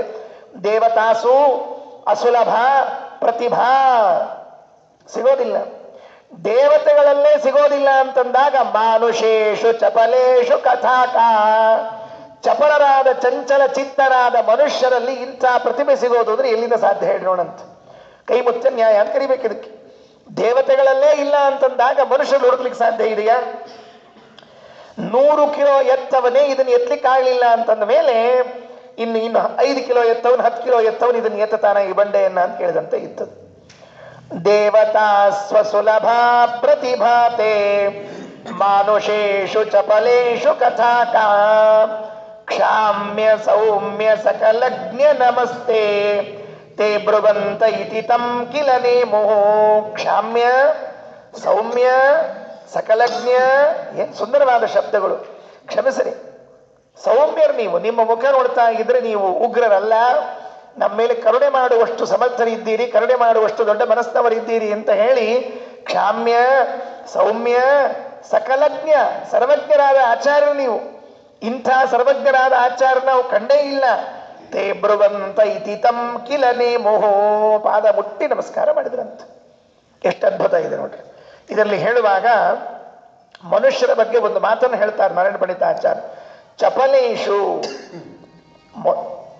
ಮನುಷ್ಯರೆಲ್ಲ ಹೇಗಿದ್ದಾರೆ ಅಂದ್ರೆ ಚಪಲರಂತೆ, ಚಂಚಲರು, ಭಾರೀ ಚಾಂಚಲ್ಯ ಮನುಷ್ಯರಿಗೆ. ಒಂದು ಕ್ಷಣ ಹೀಗಿದ್ದೀವಿ ಅಂದ್ರೆ ಇನ್ನೊಂದು ಕ್ಷಣದಲ್ಲಿ ಇನ್ನೊಂದೇನೋ ಮಾಡಿಬಿಟ್ಟಿರ್ತೀವಿ ನಾವೆಲ್ಲ. ಮನುಷ್ಯನ ಚಾಂಚಲ್ಯ ಭಾರೀ ಪ್ರಸಿದ್ಧಿ ನೋಡ್ರಿ. ಹೀಗೆ ಕೂತಿದ್ದಾನೆ, ಸುಮ್ಮನೆ ಇಲ್ಲಿ ಇದ್ದಾನಲ್ಲ, ಇಲ್ಲೇ ಇರ್ತಾನ ಅಂತ ಕೇಳಿದ್ರೆ ಇನ್ನೊಂದು ಕ್ಷಣಕ್ಕೆ ಆ ಕಡೆ ಹೋಗ್ಬಿಟ್ಟಿರ್ತಾನೆ. ಅಲ್ಲಿ ಹೋಗಿದ್ದಾನ, ಅಲ್ಲಾದ್ರೂ ಇರ್ತಾನೆ ಅಂದ್ರೆ ಅಲ್ಲಿ ಬಹಳತ್ತಾಗೋದಿಲ್ಲ, ಮತ್ತೆ ಇಲ್ಲೆಲ್ಲೋ ಬರ್ತಾನೆ. ಈ ಮನುಷ್ಯನಿಗೆ ಏನಾಗಿದೆ ಅಂದ್ರೆ ಚಾಂಚಲ್ಯ ಬಹಳ ಆಗಿಬಿಟ್ಟಿದೆ. ಪಂಡಿತಾಚಾರ್ಯರು ನಮ್ಮ ಸ್ವರೂಪವನ್ನ ಎತ್ತಿ ತೋರಿಸ್ತಾರೆ. ಮಾನುಷೇಷು ಚಪಲೇಶು ಕಥಾಕ. ಚಪಲೇಶು ಮಾನುಷೇಷು, ಮನುಷ್ಯರಿಗೆ ವಿಶೇಷಣ ಅದು. ಮನುಷ್ಯರು ಹೇಗಿದ್ದಾರೆ? ಚಂಚಲ ಬುದ್ಧಿಯವರದೆಲ್ಲ. ಈ ಸ್ಥಿರ ಬುದ್ಧಿ ಅಂತ ಇರ್ತದಲ್ಲ, ಆ ಸ್ಥಿರ ಬುದ್ಧಿ ಆಗ್ಲಿಕ್ಕೆ ಬಹಳ ಶ್ರಮ ಪಡಬೇಕಾಗ್ತದೆ. ಒಂದು ಒಪ್ಪಿಕೊಂಡಿದ್ದೇವೆ ಇದನ್ನೇ ಮಾಡ್ತೀವಿ ಅಂತ ಹಠ ಹಿಡಿದು ಮಾಡಿ ತೋರಿಸುವಂತಹ ಬುದ್ಧಿ ಬಹಳ ಕಡಿಮೆ ಇರ್ತದೆ ನಮಗೆಲ್ಲ. ಚಪಲ ಚಾಂಚಲ್ಯ ಜಾಸ್ತಿ. ಹಿಂಗೆ ಹಿಡಿದೀವಿ ಅನ್ನೋದಕ್ಕೆ ಈ ಚಿಕ್ಕ ಮಕ್ಕಳೆಲ್ಲ ಆಟ ಆಡ್ತಿರ್ತಾರೆ ನೋಡಿ, ನೋಡಿದಾಗ ಅರ್ಥ ಆಗುತ್ತೆ. ಒಂದು ಆಟಿಗೆ ಹಿಡ್ಕೊಂಡಿರ್ತಾರೆ, ಅಲ್ಲಿ ಆಡ್ತಾ ಆಡ್ತಾ ಇದ್ದಂತೆ ಬೇಸರ ಆಗ್ಬಿಡ್ತದೆ ಅವರಿಗೆ, ಬಿಸಾಡಿ ಹೋಗಿ ಇನ್ನೊಂದು ಆಟಿಗೆ ತಗೋತಾರೆ. ಇನ್ಯಾರೋ ತಗೊಂಡಿದ್ದ ಆಟಿಗೆ ಜೊತೆ ಜಗಳಕ್ಕೆ ಬೀಳ್ತಾರೆ, ನಂಗೆ ಬೇಕು ಅಂತ ಬೀಳ್ತಾರೆ. ಏನಿದೆಲ್ಲ ಅವನಿಗೆ ಕೊಟ್ಟಿಲ್ವೇ ಆಟಿಗೆಯನ್ನ? ಕೊಟ್ಟಿತ್ತು. ಅವನಿಗೆ ಕೊಟ್ಟ ಆಟಿಗೆಯನ್ನು ಆಡ್ತಾ ಆಡ್ತಾ ಇದ್ದಾಗ ಬೇಸರ ಬಂದು ಬಿಟ್ಟು ಇನ್ನೊಂದು ಆಟಿಗೆಗೆ ಹೋದ. ಇದು ಚಾಂಚಲ್ಯ ಅವನದ್ದು. ಇದು ನಮ್ಮ ಬುದ್ಧಿ. ಇದು ಬಾಲ್ಯದಲ್ಲಿ ಹೀಗೆ ಅಭ್ಯಾಸ ಮಾಡ್ಕೊಂಡಿದ್ದೀವಿ, ದೊಡ್ಡವರಾದ ನಂತರ ಮುಗದೆ ಹೋಯಿತು. ಮಾನುಷೇಶು ಚಪಲೇಶು ಕಥಾಕ ಕ್ಷಾಮ್ಯ ಸೌಮ್ಯ ಸಕಲಜ್ಞ ನಮಸ್ತೆ. ಸರ್ವಜ್ಞರಾದ ಆಚಾರ್ಯರೇ, ದಯಮಾಡಿ ನಮ್ಮನ್ನ ಕ್ಷಮಿಸಬೇಕು. ದೇವತೆಗಳಲ್ಲೂ ಕೂಡ ನಿಮ್ಮ ಪ್ರತಿಭೆ ಇದು ಅಪಾರವಾದದ್ದು, ದೇವತೆಗಳಲ್ಲೂ ಸಿಗೋದಿಲ್ಲ ಅಂತ ಹೇಳ್ತಾ ಇದ್ದಾರೆ. ಇದನ್ನ ಕನ್ನಡದಲ್ಲಿ ಬಹಳ ಸುಂದರವಾಗಿ ಮಾಡಿದ್ದಾರೆ. ನನ್ನ ಹತ್ರ ಹಿಂದಿನ ಸರ್ಗಗಳ ಪುಸ್ತಕ ಇದ್ದಿದ್ದಿಲ್ಲ, ಅದರಿಂದ ಅದನ್ನು ಹೇಳಲಿಲ್ಲ. 3 ಆದಮೇಲೆ ಮುಂದೆ 4, 5 ನನ್ನ ಹತ್ರ ಇಲ್ಲ ಪುಸ್ತಕ. ಅದು ಈ ಪ್ರಿಂಟ್ ಆಗ್ತಾ ಇದೆ ಅಂತೆ, ಆದ್ಮೇಲೆ ನೀವು ಎಲ್ಲ ತಗೊಳ್ರಿ. ನನ್ನ ಹತ್ರ ಯಾವ ಯಾವ ಸರ್ಗದ ಪುಸ್ತಕ ಇದೆಯೋ ಅದನ್ನು ಮಾತ್ರ ಇಟ್ಕೊಂಡು ಹೇಳ್ತಿರ್ತೀನಿ. ಕನ್ನಡದ ಪದ್ಯದಲ್ಲಿ ಕ್ಷಮಿಸು ಎಮ್ಮಯ ಚಾಪಲವ, ಕ್ಷಮಿಸು ಎಮ್ಮಯ ಚಾಪಲವ, ವರದಮಿಯೆ ಗುರು ಸರ್ವಜ್ಞ ಸೌಮ್ಯನೆ, ವಿಮಲ ತವ ಪ್ರತಿಭಾ ಬಲವು ಮೀರಿಹುದು ಸುರತತಿಯ. ಕ್ಷಮಿಸು ಎಮ್ಮಯ ಚಪಲವ, ವರದಮಿಯೇ ಗುರು ಸರ್ವಜ್ಞ ಸೌಮ್ಯನೆ, ವಿಮಲ ತವ ಪ್ರತಿಭಾ ಬಲವು ಮೀರಿಹುದು ಸುರತತಿಯ. ಯಮಗೆ ಚಂಚಲ ಚಿತ್ತ ಜನರಿಂಗಗಮ ತಿಳಿಯುವುದೆಂದೆನು ತಮಿತ ಮಹಿಮನ ವಂದಿಸಿದರು ಅಕಾಲ ಪಂಡಿತರು. ಅಷ್ಟು ಬ್ಯೂಟಿಫುಲ್ ಮಾಡಿದ್ದಾರೆ, ಬಹಳ ಸುಂದರವಾಗಿ ಬಂದಿದೆ. ಯಮಗೆ ಚಂಚಲ ಚಿತ್ತ ಜನರಿಂಗಮ ತಿಳಿಯುವುದು, ಜನರ ಇಂಗಮ ಇಂಗಿತ. ನೀವೇನು ಹೇಳಿದ್ರಿ ಅಂತ ನಮಗೆ ಅರ್ಥ ಆಗೋದಿಲ್ಲ, ನಾವು ಬಹಳ ಸಣ್ಣವರು, ಚಂಚಲ ಚಿತ್ತರು. ಕ್ಷಮಿಸು ಎಮ್ಮಯ ಚಾಪಲ ವರದಮಿಯೆ ಗುರು ಸರ್ವಜ್ಞ ಸೌಮ್ಯನೆ, ವಿಮಲ ತವ ಪ್ರತಿಭಾ ಬಲವು ಮೀರಿಹುದು ಸುರತತಿಯ. ಯಮಗೆ ಚಂಚಲ ಚಿತ್ತ ಜನರಿಂಗಮ ತಿಳಿಯುವುದೆಂದೆನುತ ಮತ್ತಮಿತ ಮಹಿಮನ ವಂದಿಸಿದರ ಕಾಲ ಪಂಡಿತರು. ಹಾಗಾಗಿ ಅವರು ಶರಣಾದರು ಅಂತ ಹೇಳಿದ್ರು. ಇದು ಮುಗಿದ ಮೇಲೆ ಮುಂದೆ 11ನೇ ಪದ್ಯದಲ್ಲಿ ಹೇಳ್ತಾರೆ, ಈ ಮಾತಿನಿಂದ ಏನು ಇಲ್ಲಿಗೆ ಒಂದು ಘಟನೆ ಮುಕ್ತಾಯ ಆಯ್ತು. ಈಗ ಈ 10ನೇ ಪದ್ಯದಲ್ಲಿ ಅವರೆಲ್ಲ ಪ್ರಾರ್ಥನೆ ಮಾಡಿಕೊಂಡ್ರು ಅಂತ ಹೇಳಿ ಆಡೂರಿನ ಪ್ರಸಂಗವನ್ನು ಮುಕ್ತಾಯ ಮಾಡ್ತಾ ಇದ್ದಾರೆ. ಅಲ್ಲಿ ಏನು ಸಿದ್ಧ ಆಯಿತು ಈ ಘಟನೆ? 10 ಶ್ಲೋಕದವರೆಗೆ ನಾವು ಒಂದು ಪ್ರಸಂಗವನ್ನು ನೋಡಿದೀವಿ. ಈಗ ಆಚಾರ್ಯರು ದಕ್ಷಿಣ ಭಾರತ ಯಾತ್ರೆಯಲ್ಲಿ ಬರ್ತಿರುವಾಗ ಆಡೂರಿನಲ್ಲಿ ಇದ್ದಾಗ ಅಲ್ಲಿನ ಪಂಡಿತರೆಲ್ಲ ಸೇರಿ ಆಚಾರ್ಯರ ಪರೀಕ್ಷೆಯನ್ನು ಮಾಡೋಣ ಅಂತ ಹೊರಟರು.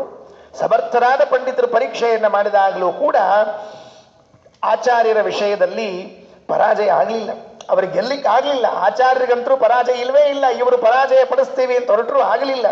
ಅವರೇ ಸೋತು ಶರಣಾದಾಗ ಆಚಾರ್ಯರು ಅವರಿಗೆ ಅನುಗ್ರಹ ಮಾಡಿ ಹರಿಸಿ ಕೈ ಬಿಟ್ಟರು ಅಂತ ಹೇಳ್ತಾರೆ. ಇದು 10 ಶ್ಲೋಕ ಆಯಿತು. 11ನೇ ಶ್ಲೋಕದಲ್ಲಿ ಇನ್ನೊಂದು ಊರಿಗೆ ಬಂದ್ರಂತ. ಮುಂದೆ ಮತ್ತೆ ಸಂಚಾರತ್ವೇನ ಬೈಲಂಗಡಿ ಅಂತ ಮತ್ತೊಂದು ಊರು, ಮುಂದಿನ ಊರು. ಆ 11ನೇ ಶ್ಲೋಕದಲ್ಲಿ ಹೇಳುವಾಗ 11ರಿಂದ ಮುಂದೆ ಎಲ್ಲ ಈ ಕಥೆ ಬೈಲಂಗಡಿಯಲ್ಲಿ ನಡೆದಿರುವಂತಹ ಒಂದು ಘಟನೆಯನ್ನು ಹೇಳುತ್ತಾರೆ. ಈ ಘಟನೆ ಇನ್ನೂ ಸುಂದರ. ಹಿಂದೆ 1 ವಾರದ ಪ್ರಸಂಗ ಆಯಿತು. ನೋಡ್ರಿ, ವಾಕ್ಯಾರ್ಥ ಇಲ್ಲ ಇಲ್ಲೆಲ್ಲ. ಇಲ್ಲಿ ಆಚಾರ್ಯರು ಹೇಳೋದು ಕುಳಿತವರೆಲ್ಲ ಆನಂದದಿಂದ ಕೇಳೋದು. ಸಾತ್ವಿಕ ಶ್ರೋತೃಗಳಿದ್ರೆ ಪರಮಾನಂದ ಪಡ್ತಿದ್ರು, ರಾಜಸರಿದ್ರೆ ಉದಾಸೀನರಾಗ್ತಿದ್ರು, ತಾಮಸರಿದ್ರೆ ತಿರಸ್ಕಾರ ಮಾಡಿ ತಾವೇ ಬುದ್ಧಿವಂತರು ಅಂತ ತಿಳ್ಕೊಂಡಿದ್ದಾರೆ ಅಂತ ಬೈದು ಹೋಗ್ತಿದ್ರು. ಎಲ್ಲ ಕಾಲದಲ್ಲೂ ಈ ತರಹ ಜನ ಇದ್ದೇ ಇದ್ದಾರೆ, ಅನಾದಿ ಕಾಲದಿಂದ ಇದ್ದವರು, ಇವತ್ತು ಬಂದವರು ಅಂತಲ್ಲ. ಈ ಬೈಲಂಗಡಿಯಲ್ಲಿ ಇನ್ನೊಂದು ಘಟನೆ ಆಯಿತಂತೆ, ಬಹಳ ಸುಂದರ ಘಟನೆ. ಹಿಂದಿನಗಿಂತಲೂ ಇದೊಂದು ಮತ್ತೆ ಒಂದು ಚಂದಾದ ಘಟನೆ. ಹಿಂದೆ ವಿಷ್ಣು ಸಹಸ್ರನಾಮದ ಒಂದು ನಾಮಕ್ಕೆ ಅರ್ಥ ಹೇಳಿದರು. ವಿಶ್ವಾಯ ನಮಃ ಅನ್ನೋದಕ್ಕೆ 50 ಅರ್ಥ ಹೇಳಿದರು. ಅದಕ್ಕೆ ಬೆರಗಾಗಿ ಹೋಗಿದ್ರಂತೆ. ಎಲ್ಲ ಪಂಡಿತರು ನಿಂತ್ಕೊಂಡು ದೇವತೆಗಳ ಗುಂಪು ನಿಮ್ಮ ಮುಂದೆ ಶರಣಾಗಬೇಕು ಅಂತ ಹೇಳಿದರು. ಇನ್ನು ಮುಂದೆ ಬಂದರು, ಬೈಲಂಗಡಿಗೆ ಬಂದ್ರೆ ಆಚಾರ್ಯ. ಅಲ್ಲಿ ಪಂಡಿತರೆಲ್ಲ ಸೇರಿದ್ರಂತೆ. ಈಗ ಚತುಶಾಸ್ತ್ರ ಪಂಡಿತರು ಅಂತ ಇರ್ತಿದ್ರು ಹಿಂದಕ್ಕೆಲ್ಲ, ಈಗೆಲ್ಲ ಇಲ್ಲ. ಈ ಪಂಡಿತರು ಅಂತ ಇಷ್ಟೇ ಇರೋದು. ಈಗ ಚತುಶಾಸ್ತ್ರ ಪಂಡಿತರು ಅಂದ್ರೆ ಏನು ಅಂತ ಮತ್ತೆ ಪ್ರಶ್ನೆ ಕೇಳಬೇಕಾಗ್ತಿರ್ತದೆ. ಯಾಕೆ? 4 ಶಾಸ್ತ್ರಗಳನ್ನು ತಲಸ್ಪರ್ಶವಾಗಿ ಅಧ್ಯಯನ ಮಾಡಿದ್ರೆ ಅದಕ್ಕೆ ಚತುಶಾಸ್ತ್ರ ಪಂಡಿತರು ಅಂತ ಕರೀತಿದ್ರು. ತಲಸ್ಪರ್ಶಿ ಪಾಂಡಿತ್ಯ ಇರಬೇಕು. ವ್ಯಾಕರಣ, ಮೀಮಾಂಸಾ, ವೇದಾಂತ, ತರ್ಕ, ಈ 4 ಶಾಸ್ತ್ರಗಳನ್ನ ಪೂರ್ಣ ಆಳವಾಗಿ ಅಧ್ಯಯನ ಮಾಡಿದ್ದಿದ್ರೆ ಚತುಶಾಸ್ತ್ರ ಪಂಡಿತರು ಅಂತ ಹೇಳ್ತಿದ್ರು. ನಾನು ಇತ್ತೀಚಿನ ದಿನಗಳಲ್ಲಿ ಅಂಥ ಚತುಶಾಸ್ತ್ರ ಪಂಡಿತರನ್ನು ಕಂಡಿಲ್ಲ ನಾನು. ಯಾಕೆ ಅಂದರೆ ನಮಗೆಲ್ಲ ಒಂದು ಶಾಸ್ತ್ರಕ್ಕೆ ಮಾತ್ರ ಗಂಟು ಬಿದ್ದು ಬಿಡ್ತೀವಿ ನಾವೆಲ್ಲ. ಮೀಮಾಂಸಾ ಅದು ಬ್ರಹ್ಮ ಮೀಮಾಂಸಾ, ನಮ್ದೇನು ಆಚಾರ ಸರ್ವಮೂಲ ಕೃತಿಗಳವ, ಇದಕ್ಕೆ ಗಂಟು ಬಿದ್ದು ಬಿಡ್ತೀವಿ, ಇದನ್ನೇ ಓದ್ಕೊಂಡು ಇದನ್ನೇ ಮುಗಿಸ್ಕೊಂಡು ಹೋಗ್ಬಿಡ್ತೀವಿ. ಆದರೆ ಪೂರ್ವಮೀಮಾಂಸಾ ಗ್ರಂಥವನ್ನು ಅಧ್ಯಯನ ಮಾಡಿ, ವ್ಯಾಸರಾಜರ ಕಾಲದಲ್ಲಿ ಹಾಗಿತ್ತು, ಮಂತ್ರಾಲಯ ಸ್ವಾಮಿಗಳ ಕಾಲದಲ್ಲಿ ಹಾಗಿತ್ತು. ಮಂತ್ರಾಲಯ ಸ್ವಾಮಿಗಳು ವ್ಯಾಸರಾಜರ ಪಾಂಡಿತ್ಯವನ್ನು ನೋಡಿದರೆ, ವಾದರಾಜ ಸ್ವಾಮಿಗಳ ಪಾಂಡಿತ್ಯವನ್ನು ನೋಡಿದರೆ ಆಶ್ಚರ್ಯ ಆಗ್ತದೆ. 4 ಶಾಸ್ತ್ರಗಳು ಮುಖೋದ್ಗತ ಅವರಿಗೆ, ಕರತಲಾಮಲಕ. ಚಂದ್ರಿಕಾ ಗ್ರಂಥವನ್ನು ನೋಡ್ತಾ ಇದ್ರೆ ವ್ಯಾಸರಾಜರ ಪೂರ್ವಮೀಮಾಂಸಾ ಪಾಂಡಿತ್ಯ, ಅದರ ನಿಖರತೆ ಗೊತ್ತಾಗ್ತದೆ. ರಾಯರು ಭಾಟ್ಟ ಸಂಗ್ರಹ ಅಂತ ಒಂದು ಗ್ರಂಥ ಬರೆದಿದ್ದಾರೆ. ಪೂರ್ವಮೀಮಾಂಸಕರ ವಿಷಯಗಳನ್ನೆಲ್ಲ ಒಳಗಿನ ಭಾಗಗಳನ್ನೆಲ್ಲ ಸಂಗ್ರಹ ಮಾಡಿ ಭಾಟ್ಟ ಸಂಗ್ರಹ ಅಂತ ಬರೆದಿದ್ದಾರೆ. ಬಹಳ ಚೆನ್ನಾಗಿದೆ ಅದು. ಇವತ್ತಿನ ಪರವಾದಿಗಳು ಕೂಡ ಆ ಗ್ರಂಥವನ್ನು, ರಾಯರ ಗ್ರಂಥವನ್ನು ಗೌರವಿಸ್ತಾರೆ. ಇಲ್ಲ, ರಾಯರ ಗ್ರಂಥ ಇದು ನಮಗೆ ಆ ಮಾರ್ಗದರ್ಶಿಯಾಗಿದೆ ಅಂತ ಒಪ್ಕೊಳ್ತಾರೆ ಇವತ್ತೆಲ್ಲರೂ ಕೂಡ. ಅಷ್ಟು ಚೆನ್ನಾಗಿದೆ ಆ ಗ್ರಂಥ. ಈ ಬೈಲಂಗಡಿಯಲ್ಲಿ ವೇದಶಾಸ್ತ್ರ ಚತುರೈರಿಗ ವಿದ್ಯಾ ವಿತ್ತಲಿಪ್ಸುಭಿರವಾಪ್ತಮಶೇಷೈ ಪ್ರಾಪ ಕೇರಳ ಸುಮಂಡಲ ಜಾತೈರನ್ಯದಾಯತರಮಾಯತ ಚೇತಾ ವಿದ್ಯಾ ವಿತ್ತಲಿಪ್ಸುಭಿ ಅವಾಪ್ತಂ ಅಶೇಷೈ. ಈಗ ಇಲ್ಲಿ ಬಂದ ಪಂಡಿತರು ವಾಕ್ಯಾರ್ಥ ಮಾಡಬೇಕು ಅಂತ ಬಂದಿದ್ದಿಲ್ಲ, ಆಚಾರ್ಯನ ಪರೀಕ್ಷೆ ಮಾಡಬೇಕು ಅಂತ ಬಂದಿದ್ದಿಲ್ಲ. ಮತ್ತೆ ಯಾಕೆ ಬಂದಿದ್ರು ಅಂದ್ರೆ, ನಾವು ಸಂಭಾವನೆ ಪಡೆಯೋಣ ಅಂತ ಬಂದಿದ್ರಂತೆ. ಸ್ವಾಮಿಗಳ ಕಡೆಗೆ ಸಂಭಾವನೆ ಪಡೆಯೋದು, ನಮ್ಮ ವಿದ್ಯೆಯನ್ನು ಪ್ರದರ್ಶನೆ ಮಾಡಿ ಸ್ವಾಮಿಗಳ ಕಡೆಯಿಂದ ಸಂಭಾವನೆ ತಗೊಂಡು ಹೋಗೋದು ಅಂತ ಬಂದಿದ್ರಂತೆ. ವಿದ್ಯಾ ವಿತ್ತ ಲಿಪ್ಸುಭಿ ಅವಾಪ್ತಂ ಅಶೇಷೈಹಿ. ವಿದ್ಯಾ, ತಾವು ಏನು ಅಧ್ಯಯನ ಮಾಡಿದ್ದಾರೋ ಅದಕ್ಕೆ ತಕ್ಕದಾದ ವಿತ್ತ ಅಂದ್ರೆ ಸಂಭಾವನೆ. ನಮ್ಮಲ್ಲಿ ಯಾವಾಗಲೂ ಹಂಗೆ, ಮಠಕ್ಕೆ ಹೋದ್ಮೇಲೆ ಮಂತ್ರಾಕ್ಷತೆಗಿಂತ ಮೊದಲು ಸಂಭಾವನೆ ಮುಖ್ಯ. ಮಂತ್ರಾಕ್ಷತೆಯನ್ನು ಸ್ವಾಮಿಗಳು ಎಲ್ಲಿ ಬಂದಾಗ ಕೊಡ್ತಿರ್ತಾರೆ, ಸಂಭಾವನೆ ಕೊಡೋದು ಕೆಲವು ಕಡೆಗೆ ಮಾತ್ರ. ಹಿಂಗಾಗಿ ಅಲ್ಲೇ ಹೋಗ್ಬೇಕಾಗ್ತಿರ್ತದೆ. ಹಿಂದೆಲ್ಲ ಒಂದು ಕಾಲ ಇತ್ತು, ನಾನೆಲ್ಲ ಕೇಳಿದ್ದೇನೆ ಹಿರಿಯರ ಕಡೆಯಿಂದ. ಹಿಂದೆಲ್ಲ ಸ್ವಾಮಿಗಳು ಇಷ್ಟು ಸರ್ತಿ ಸಂಚಾರ ಮಾಡ್ತಿರ್ಲಿಲ್ಲ, ಯಾವಾಗೋ ಒಂದು ಬರ್ತಿದ್ರು. ಬಂದಾಗ ಆ ಸರ್ತಿ ಚಾತುರ್ಮಾಸ್ಯಕ್ಕೋ ಮಹಾಸಮರದ್ದಿಗೂ ಹೋಗಿದ್ದಿಲ್ಲ ಅಂತಂದ್ರೆ ಸ್ವಾಮಿಗಳಿಗೆ ಹೋಗಿ ನೆನಪು ಮಾಡೋರಂತೆ ಪಂಡಿತರೆಲ್ಲ. ಈ ಸರ್ತಿ ಚಾತುರ್ಮಾಸ್ಯ ನಮ್ಮೂರಿನಲ್ಲೇ ಮಾಡಿದ್ವಿ ನಾವು ಅಂತ ಹಿಂಗೆ ಹೇಳೋರಂತೆ. ಸ್ವಾಮಿಗಳು ಅರ್ಥ ಮಾಡ್ಕೊಳ್ಬೇಕು, ಬಂದಿಲ್ಲ ಇವ್ರು ಸಂಭಾವನೆ ಕೊಡಬೇಕು ಅಂತ. ಈ ಸರ್ತಿ ಮಹಾಸಮರದ್ನಿಗೆ ಬರ್ಲಿಕ್ಕೆ ಆಗ್ಲಿಲ್ಲ ನಮಗೆ ಅಂತ ಇಷ್ಟಂದ್ರೆ ಅಲ್ಲೇನು ಉಳಿದ ಸಂಭಾವನೆ ಕೊಟ್ಟು ಹೋಗ್ರಿ ಅಂತ ಅರ್ಥ. ಅದಕ್ಕೆ ಹಂಗಿರ್ತಿತ್ತು. ಕಷ್ಟಕಾಲ ಇತ್ತು ಬಿಡ್ರಿ, ಕಷ್ಟಕಾಲ ಇತ್ತು, ಒಪ್ಕೊಳ್ತೀನಿ. ಅಂದ್ರೆ ಪಂಡಿತರೆಲ್ಲ ಸ್ವಾಮಿಗಳ ಆಶ್ರಯವನ್ನ ಪಡೆಯೋದು ಯಾಕಿರ್ತಿತ್ತು ಒಂದು ಕಾಲ ಅಂತಂದ್ರೆ, ಅದು ಸಂಭಾವನೆ, ಅವರಿಂದ ಬರುವಂತಹ ಒಂದು ಮಾಶಾಸನ ಅಂತ ಇರ್ತಿತ್ತು. ಆಚಾರ್ಯ ಕಾಲದಲ್ಲಿ ಈ ಪ್ರಸಂಗವನ್ನು ಹೇಳ್ತಾರೆ.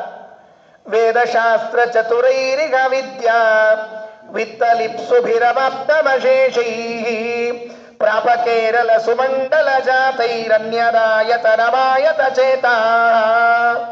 ಅನ್ಯತ ಆಯತನಂ ಆಯತ ಚೇತಾಹ. ಆಚಾರ್ಯರ ಮತ್ತೊಂದು ಹೆಸರು ಆಯತ ಚೇತಾಹ ಅಂತ. ಮತ್ತೆ ಇವರಿಗೇನ್ ಬೇಕು ಅಂತ ಅವ್ರು ಮೊದಲೇ ತಿಳ್ಕೊಂಡಿದ್ರಂತೆ. ಆಯತ ಚೇತ, ವಿಸ್ತಾರವಾದ ಬುದ್ಧಿ ಉಳ್ಳಂತಹ ಆಚಾರ್ಯರು ಬಂದ್ರು. ಕೇರಳ ಸುಮಂಡಲ ಜಾತೈಹಿ, ಕೇರಳದಲ್ಲಿ ಹುಟ್ಟಿರುವಂತಹ ಪಂಡಿತರು ಬಂದು ಸೇರಿದ್ದಾರೆ. ಯಾಕೆ ಅವರು ಎಂಥವರು ಅಂದ್ರೆ ವೇದಶಾಸ್ತ್ರ ಚತುರರು. ಎದಕ್ಕೆ ಬಂದಿದ್ರು ಅಂದ್ರೆ ವಿದ್ಯಾ ವಿತ್ತ ಲಿಪ್ಸುಭಿರವಾಪ್ತಮಶೇಷೈಹಿ. ಬೈಲಂಗಡಿ ಮಠದಲ್ಲಿ ಆಚಾರ್ಯ ಹೇಳಿದಾಗ ಕೇರಳದ ಪಂಡಿತರೆಲ್ಲ ಬಂದಿದ್ರಂತೆ. ಎಷ್ಟು ಜನ ಬಂದಿರಬೇಕು ಅಂತ ಕೇಳಿದ್ರೆ ಒಂದು ಮಾತು ಹೇಳ್ತಾರೆ ವ್ಯಾಖ್ಯಾನಕಾರ, 63 ಹಳ್ಳಿ ಜನ ಬಂದಿದ್ರಂತೆ ಈ ಸರ್ತಿ ಆಚಾರ ನೋಡಬೇಕು ಅಂತೇಳಿ. ಹಿಂದೆಲ್ಲ 10 ಹಳ್ಳಿ ಜನ ಅಂತ ಕರೀತಿದ್ರು, ಬಹಳ ಚಂದ ಇತ್ತದೆಲ್ಲ ವಾಕ್ಯಗಳಿಗೆಲ್ಲ ಹೋಗ್ಬಿಟ್ಟಿದ್ರು. ಈ 1 ಊರು 2 ಊರು ಇಷ್ಟೇ ಹೇಳಿ ನಮ್ದೆಲ್ಲ. 10 ಹಳ್ಳಿ ಜನ, 15 ಹಳ್ಳಿ ಜನ, ಸುತ್ತಮುತ್ತ 20 ಹಳ್ಳಿ ಜನ ಅಂತ ಹೇಳ್ತಿದ್ರಲ್ಲ. ಅವತ್ತು ಆಚಾರ್ಯರು ಆ ಊರಿನಲ್ಲಿ ಇಳ್ಕೊಂಡಾಗ ನೋಡ್ಬೇಕು ಅಂತ ಸುತ್ತಲಿನ 63 ಹಳ್ಳಿ ಜನ ಬಂದಿದ್ರಂತೆ. ದೊಡ್ಡದದು 63 ಹಳ್ಳಿ ಅಂದ್ರೆ ಏನ್ ಎಲ್ಲಾದ್ರು ಅಷ್ಟು ಜನ ಯಾಕೆ ಸೇರಿದ್ರು ಅಂದ್ರೆ ಮಧ್ವಾಚಾರ್ಯ ಈ ದಾರಿಯಲ್ಲಿ ಹೊರಟಿದ್ದಾರೆ, ನೋಡೋಣ, ಅವರ ದರ್ಶನ ಮಾಡಿಕೊಳ್ಳೋಣ ಅಂತ ಕೆಲವರು ತಮ್ಮ ಪಾಂಡಿತ್ಯವನ್ನ ಜ್ಞಾನವನ್ನ ಸ್ವಾಮಿಗಳ ಮುಂದೆ ಒಪ್ಪಿಸಿ ಪರೀಕ್ಷೆ ಕೊಟ್ಟು ಸಂಭಾವನೆ ತಗೊಂಡು ಹೋಗೋಣ ಅಂತ ಕೆಲವರು. ಈಗೆಲ್ಲ ನಡೀತಾ ಇದೆ ಹಾಗೆಲ್ಲ ಮಠಗಳಲ್ಲಿ. ಒಳ್ಳೆ ಅಭ್ಯಾಸ ಮಾಡಿದ ವಿದ್ಯಾರ್ಥಿ ಇದ್ರೆ ಚೆನ್ನಾಗಿ ಕೈ ತುಂಬ ದಕ್ಷಿಣೆಯನ್ನು ಕೊಡೋದು. ನಮ್ಮ ಸ್ವಾಮಿಗಳಂತರೂ ಅದನ್ನು ಎಲ್ಲೇ ಮೀರಿಬಿಟ್ಟಿದ್ದಾರೆ, ಕ್ರಾಸ್ ಆಗಿಬಿಟ್ಟಿದೆ ಅದು. ನ್ಯಾಯಾಮೃತ ಚಂದ್ರಿಕಾ ಸುಧಾದಿ ಗ್ರಂಥಗಳನ್ನ ಅಧ್ಯಯನ ಮಾಡಿದವರಿಗೆ ಲಕ್ಷ ಲಕ್ಷ ಸಂಭಾವನೆ. ಲಕ್ಷ ಲಕ್ಷ ಸಂಭಾವನೆಯಿಂದ ಏನು ಅರ್ಥ ಆಗ್ತದೆ ಇದೆಲ್ಲ? ಅದು ಸಿಗೋದು ಬಹಳ ಕಠಿಣ. 4 ಅಧ್ಯಾಯ ಶ್ರೀಮನ್ ನ್ಯಾಯ ಸುಧಾ ಒಪ್ಪಿಸಿಬಿಟ್ರೆ 4 ಲಕ್ಷ ರೂಪಾಯಿ ಸಂಭಾವನೆ ಸ್ವಾಮಿಗಳು ಕೊಡೋದು. ಏನ್ರಿ ಎಲ್ಲಾದರೂ 4 ಲಕ್ಷ ಆದ್ರೆ ಎಷ್ಟು ದಿವಸ ಬೇಕು ಸಂಪಾದನೆ ಮಾಡ್ಲಿಕ್ಕೆ? ಅದಕ್ಕೆ ಸ್ವಾಮಿಗಳ ಔದಾರ್ಯ, ವಿದ್ಯಾಪಕ್ಷಪಾತಿ ನೋಡಿದ್ರೆ ಆಶ್ಚರ್ಯ ಆಗುತ್ತೆ. ಕೊಟ್ಟಿದ್ದಾರೆ, ತಗೊಂಡಿದ್ದವ್ರು ಇದ್ದಾರೆ. ಇಷ್ಟಿಷ್ಟು ಅಧಿಕರಣ ಒಪ್ಪಿಸಿದ್ರೆ ಇಷ್ಟಿಷ್ಟು ₹1000 ದಕ್ಷಿಣ ಸ್ವಾಮಿಗಳು ಕೊಡೋದು. ಈ ಪರೀಕ್ಷಾ ಕಾಲಗಳಲ್ಲಿ ಹಾಗಿರ್ತದೆ. ಅಂಥದ್ದು ಅವತ್ತಿನ ಕಾಲದಲ್ಲಿ ಆಚಾರ್ಯರ ಹತ್ರ ಬಂದರು. ವಿದ್ಯಾ ವಿತ್ತಲಿಪ್ಸುಭಿರವಾಪ್ತಮಶೇಷೈ ವೇದಶಾಸ್ತ್ರ ಚತುರೈರಿಗ ವಿದ್ಯಾ ವಿತ್ತಲಿಪ್ಸುಭಿರವಾಪ್ತಮಶೇಷೈ ಪ್ರಾಪ ಕೇರಳ ಸುಮಂಡಲ ಜಾತೈರನ್ಯದಾಯತನಮಾಯತ ಚೇತಾ. 63 ಹಳ್ಳಿ ಜನ ಸೇರಿದಾಗ ಅವರೆಲ್ಲ ಒಬ್ಬೊಬ್ರು ಮಾತಾಡ್ಕೊಂಡಿದ್ರಂತೆ. ಆ ವಿದ್ವಾಂಸರೆಲ್ಲ ಒಳಗೆ ಬರುವಾಗಲೇ ಮಾತಾಡ್ಕೊಂಡು ಬಂದ್ರು. ಆಚಾರ್ಯ ಹತ್ರ ಬರುವಾಗ ನಾವು ಯಾರೂ ಹೋಗಿ ಅವರ ಮುಂದೆ ನಿಂತು ನಮ್ಮ ವಿದ್ಯಾ ಪ್ರದರ್ಶನ ಮಾಡಿ ಅವರನ್ನ ಸೋಲಿಸಬೇಕು ಅಥವಾ ಅವರನ್ನ ತಂಟೆಗೆ ತಗೊಳ್ಬೇಕು ಅಂತ ಹೋಗ್ಬಾರ್ದು. ನಮ್ಮ ಅಭಿಪ್ರಾಯ ಏನಿದೆ ಅಂತ ಅನ್ನೋದನ್ನ ವಿಚಾರ ಮಾಡಿ ಇನ್ನೊಂದು ಊರಿನ ಪಂಡಿತರನ್ನು ಕರೆಸಿದ್ರಂತ. ಆ ಊರಿನ ಪಂಡಿತನ ಮುಂದಿಟ್ಟುಕೊಂಡು ಇವ್ರು ಹಿಂದೆ ನಿಂತ್ಕೊಂಡು ಮಧ್ವಾಚಾರ್ಯ ಕಡೆ ಹೋದ್ರಂತ. ಯಾಕೆ? ಅಪಮಾನ ಆದರೆ ಅವನಿಗಾಗ್ಲಿ ಎಂದ್ರು. ಬುದ್ಧಿವಂತರು ಇದೆಲ್ಲ ಮನೆ ಹಿಂಗೆ ಇರ್ತದ್ರಿ, ಬುದ್ಧಿವಂತರ ಲಕ್ಷಣ. ನೀವು ಮುಂದೆ ಹೋಗಿರೋ ಸ್ವಲ್ಪ ಹೋಗ್ರಿ, ಬೈಸ್ಕೊಂಡು ಅವ ಬೈಸ್ಕೊತಾನೆ. ಅವ ಹೊರಗೆ ಬಂದಲ್ಲಿ ನಾವು ಒಳಗೆ ಕೊಟ್ಟು ಹೋಗ್ಬಾರ್ದು. ಸುಮ್ಮನೆ ಯಾಕೆ ಸುಳ್ಳ ಸ್ವಾಮಿಗಳೇನೋ ಕೆಲಸದಾಗಿದ್ದಾರಂತೆ, ನಾವೇ ಹೋಗಿ ನಾವೇ ಬೈಸ್ಕೊಳ್ಳೋ ಕೆಲಸ ಯಾಕೆ ಅಂತ ಹೇಳಿ ಅವ್ರು ಆಲೋಚನೆ ಮಾಡಿದ್ರಂತ. ಏನದು? ತರ್ಕ ತಂತ್ರ ಕುಶಲನ ಪಿಪುಂಸಗ ಚರ್ಕರೀತಿ ಬತಸೋಯಮಮಾನಾನ್ ಮನಮಾನಮಯತೀಹ ಕಥಂ ನೋ ನೈಷಮಂಡಲ ಭುವಾಂ ಸಮಿತಾನಾಂ. ಇಲ್ಲೊಂದು ಪ್ರಯೋಗ ಇದೆ, ಚರ್ಕರೀತಿ ಅಂತ ಒಂದು ಪ್ರಯೋಗ. ಜಯತೀರ್ಥಾಚಾರ್ಯ ನೆನಪಿದೆಯಾ ಚರ್ಕರೀತಿ ಅಂತ ಹೇಳಿ? ನಿಮ್ಮ ತಂದೆಯವರ ಪ್ರಸಂಗದಲ್ಲಿ ಹೇಳ್ತಿರ್ಬೇಕು. ತರ್ಕತಂತ್ರ ಆಚಾರ್ಯ ಪ್ರಸಂಗದಲ್ಲಿ ಹೇಳ್ತಿರ್ಬೇಕು ನಿಮ್ಮ ತಂದೆಯವ್ರದ್ದು. ತರ್ಕತಂತ್ರ ಕುಶಲನ ಪಿಪುಂಸಹ ಮಠದಲ್ಲಿ ಪರೀಕ್ಷೆ ಆದಾಗ ಒಪ್ಪಿಸಿದ್ರು ಅದನ್ನು. ಅಷ್ಟು ಪ್ರಕರಣಗಳು ಒಪ್ಪಿಸಿದ್ರು. ಆಚಾರ್ಯ ತಂದೆ ಅವರು ಪಾಂಡರಂಗಿ ಆಚಾರ್ಯರು ಇಲ್ಲೊಂದು ಚರ್ಕರೀತಿ ಅಂತ ಒಂದು ಶಬ್ದ ಕ್ರಿಯಾಪದ ಬರ್ತದೆ. ಅದರದ್ದು 1 ರೂಪ 2 ರೂಪ ಅಲ್ಲ, 100 ರೂಪಗಳದ್ರದ್ದು. ಒಪ್ಪಿಸ್ಬೇಕಾದ್ರೆ ಬಹಳ ಕಷ್ಟ. ಅದನ್ನು ಅವರು ಪರೀಕ್ಷೆ ಕೊಟ್ಟಾಗ, ಇವರು ತಂದೆಯವರು ಪರೀಕ್ಷೆ ಕೊಟ್ಟಾಗ ಒಪ್ಪಿಸಿದ್ರು ಅಂತ ನಮ್ಮ ಆಚಾರ್ಯ ಹೇಳ್ತಿರ್ಬೇಕು. ತರ್ಕತಂತ್ರ ಕುಶಲನ ಪಿಪುಂಸಹ ಚರ್ಕರೀತಿ ಬತಸೋಯವಮಾನಾನ್ ಮನಮಾನಮಯತೀಹ ಕಥಂ ನೋ ನೈಷಮಂಡಲ ಭುವಾಂ ಸಮಿತಾನಾಂ. ತರ್ಕತಂತ್ರ ಕುಶಲಾನ್, ತರ್ಕಶಾಸ್ತ್ರವನ್ನ ಮೀಮಾಂಸಾ ಶಾಸ್ತ್ರವನ್ನ ಅಧ್ಯಯನ ಮಾಡಿದವರನ್ನೇ ಅಮಾನಾನ್ ಚರ್ಕರೀತಿ ಖಂಡನೆ ಮಾಡಿ ಹಾಕ್ತಾರೆ. ಯಾರು? ಈ ಮಧ್ವಾಚಾರ್ಯರು. ನಾವೇನಾದರೂ ಹೋಗಿಬಿಟ್ರೆ ನಮ್ಮ ಮಾನ ಉಳಿತದ? ಮಾನಮಾನ ಮಯತೀಹ ಕಥಂನಃ ನೈಷಮಂಡಲ ಭುವಾಂ ಸಬಿತಾನಾಂ. ಮಂಡಲ ಭುವಾಂ, ಈ ಕೇರಳ ಮಂಡಲದಲ್ಲಿ ಹುಟ್ಟಿರುವಂತಹ ನಮ್ಮ ಮಾನ ಕಥಂನಾನಮೇತಿ, ನಮ್ಮನ್ನು ಹೇಗೆ ಮುರಿಯೋದಿಲ್ಲ, ಮಾನ ಖಂಡನ ಮಾಡೋದಿಲ್ಲ ಅನ್ಕೊಳ್ಳೋದು. ಅದಕ್ಕೆ ನಾವು ಹೋಗಬಾರ್ದು. ವಿಚಾರ ಮಾಡಿದವರೆಲ್ಲ ಬೇರೆ ಬೇರೆ ದೇಶಗಳಲ್ಲಿ ಈಗಾಗಲೇ ವಾರ್ತೆ ಬಂದು ಬಿಟ್ಟಿದೆ. ಯಾರ್ಯಾರು ಆನಂದ ತೀರ್ಥರ ಕಡೆಗೆ ಹೋಗಿ ವಾಕ್ಯಾರ್ಥ ಮಾಡ್ಲಿಕ್ಕೆ ಹೋಗಿದ್ದಾರೋ ಅವರೆಲ್ಲ ಸೋತೆ ಹೋಗಿದ್ದಾರೆ, ಅವರ ಮಾನ ಹೋಗಿದೆ ಅಂತ ಗೊತ್ತಿದ್ದಾಗ ನಾವು ಹೋಗಿ ನಮ್ಮ ಮಾನವನ್ನು ಕಳ್ಕೊಳ್ಬಾರ್ದು. ವಿಚಾರ ಮಾಡಿದ್ರು. ಅದು ನೋಡ್ರಿ, ಮಾನ ಹೋದ್ರೆ ನಮ್ದು ಹೋಗೋದಿಲ್ಲ, ಕೇರಳದ್ದು ಹೋಗ್ತದೆ. ಎಷ್ಟು ವಿಚಿತ್ರ ನೋಡ್ರಿ, ಅವರೆಲ್ಲ ವಿಚಾರ ಮಾಡಿದ್ದು ನಿಜ. ಅದು ಇಂಡಿಯನ್ ಟೀಮ್ ಸೋತ್ರೆ ಇಂಡಿಯಾ ಸೋತಂಗ್ ಲೆಕ್ಕ ನಮ್ದು ಅಲ್ವಾ? ಇಂಡಿಯನ್ ಟೀಮ್ ಗೆದ್ರೆ ಇಂಡಿಯಾ ಗೆತ್ತು ಅಂತಾರೆ. ಏನು ಇಂಡಿಯಾ ಗೆಲ್ಲಬೇಕಾದ್ದು? 11 ಮಂದಿ ಗೆದ್ದದಲ್ಲಿ. ಅದು 11 ಮಂದಿಲಿ ಎಷ್ಟೋ ಮಂದಿ ಫೇಲ್. ಪಾಪ ಬಾಲಿಂಗ್ ಹಾಕ್ಲಿಕ್ಕೆ ಬರೋದಿಲ್ಲ, ಬ್ಯಾಟಿಂಗ್ ಆಡ್ಲಿಕ್ಕೆ ಬರೋದಿಲ್ಲ. ಯಾರೋ ಒಬ್ರು ಗೆಲ್ಲಿಸಿರ್ತಾರೆ ಮ್ಯಾಚು. ಆ ಒಬ್ರು ಗೆಲ್ಲಿಸಿದ್ರೆ ಇಂಡಿಯಾ ಗೆತ್ತು ಕುಣಿತೀವಿ. ಸೋತ್ರೆ ಸೋತ ನೀರಾದ ಭಾರತ ಅಂತ ಬರೆದಿರ್ತಾರೆ ಪೇಪರ್ನಲ್ಲಿ ಬರ್ತದೆ, ಹಿಂಗೆ ಬರೆದಿರ್ತಾರೆ. ಅಂದಮೇಲೆ ಆ ವ್ಯಕ್ತಿ ಒಬ್ಬ ಸೋತ ಅಂದ್ರೆ ಇಡೀ ಕೇರಳಕ್ಕೆ ಅಪಮಾನ ಆಗ್ತದೆ. ಹಿಂಗೆಲ್ಲ ವಿಚಾರ ಮಾಡ್ತಿದ್ರು ನೋಡ್ರಿ. ಅದಕ್ಕೆ ಏನ್ ಮಾಡಬೇಕು ಅಂತಂದ್ರೆ ನಾವ್ಯಾರು ಹೋಗ್ಬಾರ್ದು. ತರ್ಕತಂತ್ರ ಕುಶಲಾನ್, ತರ್ಕಶಾಸ್ತ್ರದಲ್ಲೂ ತಂತ್ರ ಅಂದ್ರೆ ಮೀಮಾಂಸಾ ಶಾಸ್ತ್ರದಲ್ಲೂ ಕುಶಲನಾದ ಪುಂಸಃ ಜನರನ್ನು ಚರ್ಕರೀತಿ ವಿಶೇಷವಾಗಿ ಮಾಡ್ತಾರೆ. ಏನಂತ? ಅಮಾನಾನ್, ಮಾನರಹಿತರನ್ನಾಗಿ ಮಾಡ್ತಾರೆ. ಮಾನಂ ಆನಮಯತಿ ಇಹ ಕಥಂ ನಹ ನಹ ಮಾನಂ ಕಥಂ ನ ಆನಮಯತಿ. ನಮ್ಮಾನ ತೆಗೆಯೋದಿಲ್ಲ ಅಂತ ಏನು ಗ್ಯಾರಂಟಿ?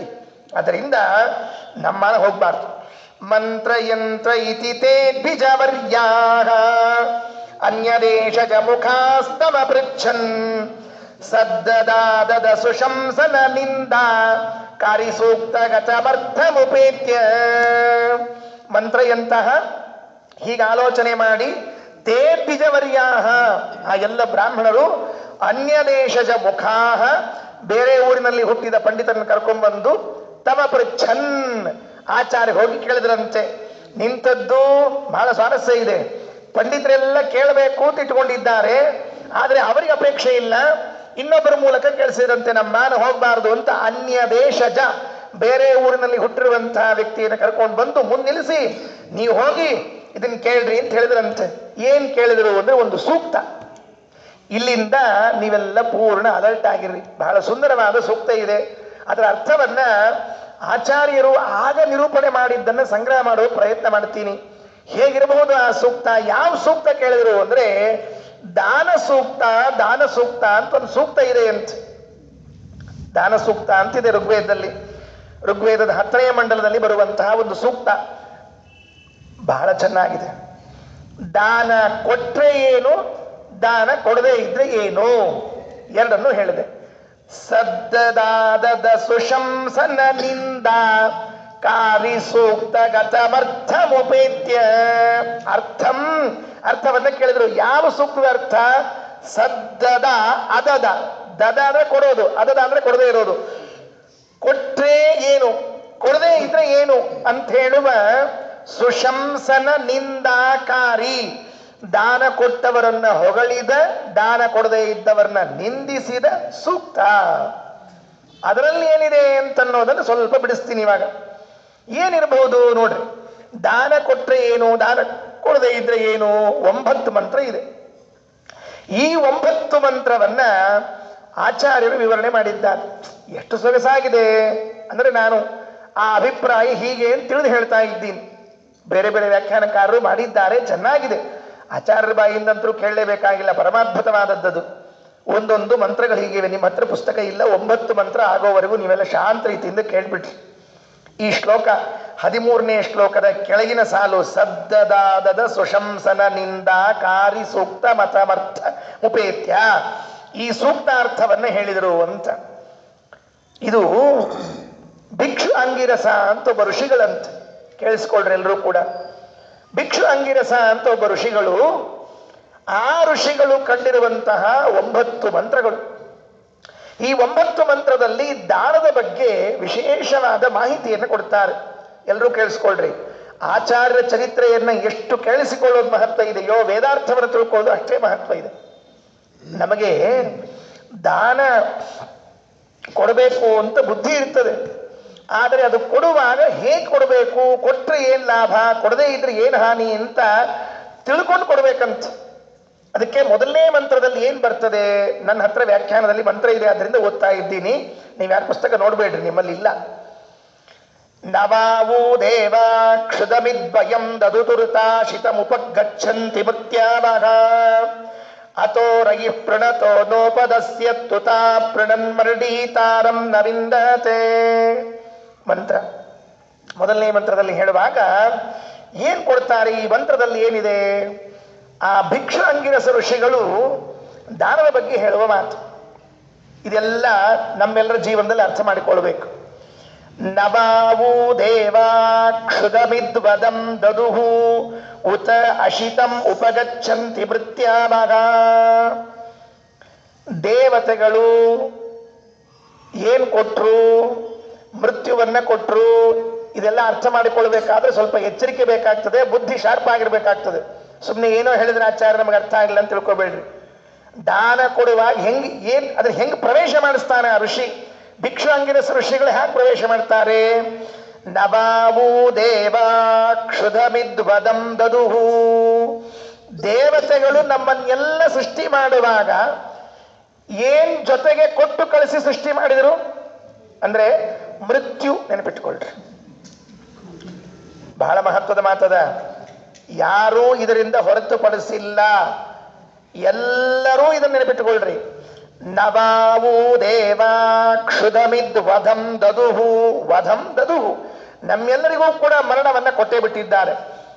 ಬೈ ಬರ್ತ್, ನಾವು ಹುಟ್ಟುವಾಗಲೇನೆ ಮರಣದ ಲೇಬಲ್ ಅನ್ನ ಹಿಂದೆ ಬೆನ್ನಿಗೆ ಹಚ್ಕೊಂಡು ಬಂದಿದ್ದೀವಿ. ನಮಗೆ ಮುಂದಿದ್ದದ್ದು ಮಾತ್ರ ಕಾಣ್ತದೆ, ಆದ್ರಿಂದ ಹಿಂದಿನ ಲೇಬಲ್ ಕಾಣಿಸ್ತಿಲ್ಲ. ನೀನ್ ಸಾಯ್ತಿ ಅಂತನ್ನೋ ಲೇಬಲ್ ಕಾಣ್ತಿಲ್ಲ. ಅದು ಎಷ್ಟು ವಿಚಿತ್ರ ಅಂದ್ರೆ, ಹುಟ್ಟಿದ ದಿವಸದಿಂದ ಸಾಯೋ ದಿವಸದವರೆಗೆ ಅದು ಲೇಬಲ್ ಅಳಗಿಸ್ಕೊಂಡು ಬರ್ತಿರ್ತದೆ. ಅದು ಕೊನೆಗೊಂದು ದಿವಸ ಹೋದ ದಿವಸ ಪೂರ್ಣ ಅಳಗಿಸ್ಬಿಟ್ಟಿರ್ತದೆ, ಗೊತ್ತೇ ಆಗಿರೋದಿಲ್ಲ. ಹಿಂಗಾಗಿ ನಮಗದು ಕಾಣಿಸೋದೇ ಇಲ್ಲ. ನವಾವು ದೇವ ಕ್ಷುಧಮಿದ್ವದಂ ದದುಹು ವದಂ ದದುಹು. ಕೊಟ್ಟರು, ಮರಣವನ್ನ ಕೊಟ್ಟರು. ಆದರೆ ಎಲ್ಲೂ ಕೂಡ ಮರಣವನ್ನು ಹೀಗೆ ಕೊಟ್ಟಿಲ್ಲ. ಅವರು ಏನ್ ಕೊಟ್ಟಿಲ್ಲ? ಹಸಿವೆಯಿಂದ ಸಾಯಿರಿ ಅಂತ ಕೊಟ್ಟಿಲ್ಲ. ನೆನಪಿಟ್ಟುಕೊಳ್ರಿ, ದೇವತೆಗಳು ಮರಣ ಕೊಟ್ಟಿದ್ದಾರೆ, ಆದರೆ ಹಸಿವೆಯಿಂದ ಸಾಯಿರಿ ಅಂತ ಅವರು ಶಾಸನ ಮಾಡಿಲ್ಲ. ಏನ್ ಶಾಸನ ಮಾಡಿದ್ದಾರೆ ದೇವತೆಗಳು? ಹುಟ್ಟಿದವರೆಲ್ಲ ಒಂದು ದಿವಸ ಸಾಯಬೇಕು ಅಂತ ನೇಮ ಮಾಡಿದ್ದಾರೆ. ಯಾರೂ ಕೂಡ ಹಸುದ ಸಾಯಬೇಕು ಅಂತಿಲ್ಲ. ಯಾಕೆ ಗೊತ್ತಾ? ತಿಂದವನು ಸಾಯ್ತಾನೆ, ತಿಂದೇ ಇದ್ದವನು ಸಾಯ್ತಾನೆ. ಅಂದಮೇಲೆ ಸಾಯೋದು ಉಂಡವರು ಸಾಯಬೇಕು, ಉಣದೇ ಇದ್ದವರು ಸಾಯಬೇಕು. ನಿಯಮ ಯಾವುದು ಅಂದ್ರೆ ಸಾವು ಉಣ್ಣದೇ ಇರುವುದಲ್ಲ. ಈ ಋಷಿ ಬಹಳ ಬುದ್ಧಿವಂತರಿದ್ದಾರೆ, ಭಿಕ್ಷುಂಗಿರಸ ಋಷಿಗಳು. ನಮ್ಮನ್ನು ಹೆಂಗೆ ಪ್ರವೇಶ ಮಾಡಿಸ್ತಾರೆ ಒಳಗಡೆಗೆ ನೋಡ್ಕೊಳ್ರಿ. ಇದೊಂದು ಸುಂದರ ಕಾವ್ಯ, ಇದನ್ನು ಹೇಳಬೇಕು ನಿಜವಾಗ್ಲೂ ಕೂಡ. ನಬಾವು ದೇವ ಕ್ಷುಧಮಿದ್ ವಧಂ ದದುಹು. ಹಸಿವೆಯಿಂದ ಸಾಯಿರಿ ಅಂತ ವ್ಯವಸ್ಥೆ ಮಾಡಿಲ್ಲ, ಸಾಯುವುದು ವ್ಯವಸ್ಥೆ ಇದೆ. ಉಂಡವರು ಅಶಿತಂ ಉಪಗಚ್ಚಂತಿ ಭೃತ್ಯಾವಹ. ಹೊಟ್ಟೆ ತುಂಬ ಉಂಡು ಸಾಯ್ತಾನೆ, ಉಪವಾಸ ಇದ್ರೂ ಸಾಯ್ತಾನೆ. ಅಂದ್ರೆ ಉಂಡವರು ಸಾಯುವುದಿಲ್ಲ, ಉಪವಾಸವಿದ್ದವರು ಸಾಯ್ತಾರೆ ಅಂತನೋ ನಿಯಮ ಇಲ್ಲ. ಸಾವು ಸಾವು, ಉಂಡೂ ಸಾಯೋದು, ಉಣ್ದೇನೂ ಸಾಯೋದು. ಕೆಲವರು ಅಂತಿರ್ತಾರೆ, ಪಾಪ ಅಯ್ಯೋ ಕೇಳಿದ್ರು, ಅವಲಕ್ಕಿ ಮಾಡಿ ಕೊಟ್ಟಿದ್ದೆ, ಕೈಯಾಗಿ ಹಿಡ್ಕೊಂಡು ಕೂತಿದ್ರು, ಅಲ್ಲೇ ಹೋಗ್ಬಿಟ್ರು ಅಂದ್ರೆ ತಿಂದು ಹೋಗ್ಬೇಕಂತಿನ ಅಭಿಪ್ರಾಯ ಇತ್ತು. ಕೆಲವರು ಹೇಳ್ತಿರ್ತಾರೆ, ಕಾಫಿ ಕೇಳಿದ್ರು, ಮನೆಯವರು ತಂದು ಕೊಟ್ಟೆ, ಕೈಯಾಗಿ ಹಿಡ್ಕೊಂಡಿದ್ರು ನೋಡ್ರಿ, ಹಂಗೆ ಹೋಗ್ಬಿಟ್ರು. ಏನು ಪರಮ ಪಾವನ ತೀರ್ಥ, ಉಳು ಸಾಯ್ಬೇಕಾಗಿತ್ತು. ಗಂಗೋದಕ ಅದು ಯಮನೋದಕ ಕುಳು ಸಾಯ್ಬೇಕಾ? ಅಯ್ಯೋ ಹುಚ್ಚಗಳ. ಕೊನೆ ಕಾಲಕ್ಕೆ ಏನ್ ಹಾಕೋಬೇಕು ಬಾಯ ಗೊತ್ತಿಲ್ಲ, ಏನ್ ಬಿಡ್ಬೇಕು ಗೊತ್ತಿಲ್ಲ. ತಿಂದ್ರೆ ಸಾಯ್ತಿರ್ಲಿಲ್ಲ ಅಂತ ಅರ್ಥವೋ? ಪಾಪ ಕೊನೆ ಅವಲಕ್ಕಿ ತಿಂದು ಹೋಗ್ಬಿಟ್ಟಿದೆ. ಕೊನೆ ಅವಲಕ್ಕಿ ಅಂದ್ರೆ ಇರೋದು ಏನ್ ದಂಡ್ರಿ ನಮ್ಮಲ್ಲಿ ಜನ. ತಿಂದು ಸಾಯ್ತಾರೆ, ತಿಂದೇ ಇದ್ರು ಸಾಯ್ತಾರೆ. ಹೌದಿಲ್ಲಪ್ಪ? ಅದಕ್ಕೆ ನವಾವು ದೇವ ಕ್ಷುಧಮಿದ್ವಧಂ ದದುಹು. ಎಲ್ಲೂ ಕೂಡ ಏನ್ ನಿಯಮ ಇಲ್ಲ ಅಂದ್ರೆ ಮರಣ ಆಗಬೇಕು ಅಂತ ನಿಯಮ ಇದೆ ಹೊರತಾಗಿ ತಿಂದ್ರೆ ಸಾಯೋದಿಲ್ಲ, ತಿಂದೇ ಇದ್ರೆ ಸಾಯ್ತಾನೆ ಅಂತ ಅನ್ನೋ ನಿಯಮ ಇಲ್ಲ. ಹೌದು, ತಿನ್ನದೇ ಇದ್ರೆ ಸಾಯ್ತೀವಿ, ಇದು ಸಹಜವಾದ ಪ್ರಕ್ರಿಯೆ. ಅದು ಹಸಿವೆಯಿಂದ ಸಾಯ್ತೀವಿ ಅಂತೇಳಿ. ಆದರೆ ಅದೇ ನಿಯಮವನ್ನ ದೇವತೆಗಳು ಮಾಡಲಿಲ್ಲ. ಹಾಗಾದ್ರೆ ಈಗೇನಾಯಿತು? ಸಾಯಬಾರದು ಅಂತಾದ್ರೆ ಹಸಿದುಕೊಂಡಿರಬಾರದು ಅಂತ ಆಯ್ತು. ಈಗ ತಂದರು, ಮತ್ತೆ ಒಳಗೆ ಪ್ರವೇಶ ಮಾಡಿಸಿದ್ರು. ಎಷ್ಟು ಬ್ಯೂಟಿಫುಲ್ ಅವ್ರದ್ದು, ಸ್ಟೆಪ್ ಬೈ ಸ್ಟೆಪ್. ಸಾಯಬಾರ್ದ? ಹಾಗಿದ್ರೆ ಹಸಿವೆಯಿಂದ ಇರಬಾರ್ದು. ಹಸಿವೆ ಆಗಬಾರ್ದು ಅಂದ್ರೆ ಏನ್ ಮಾಡಬೇಕು?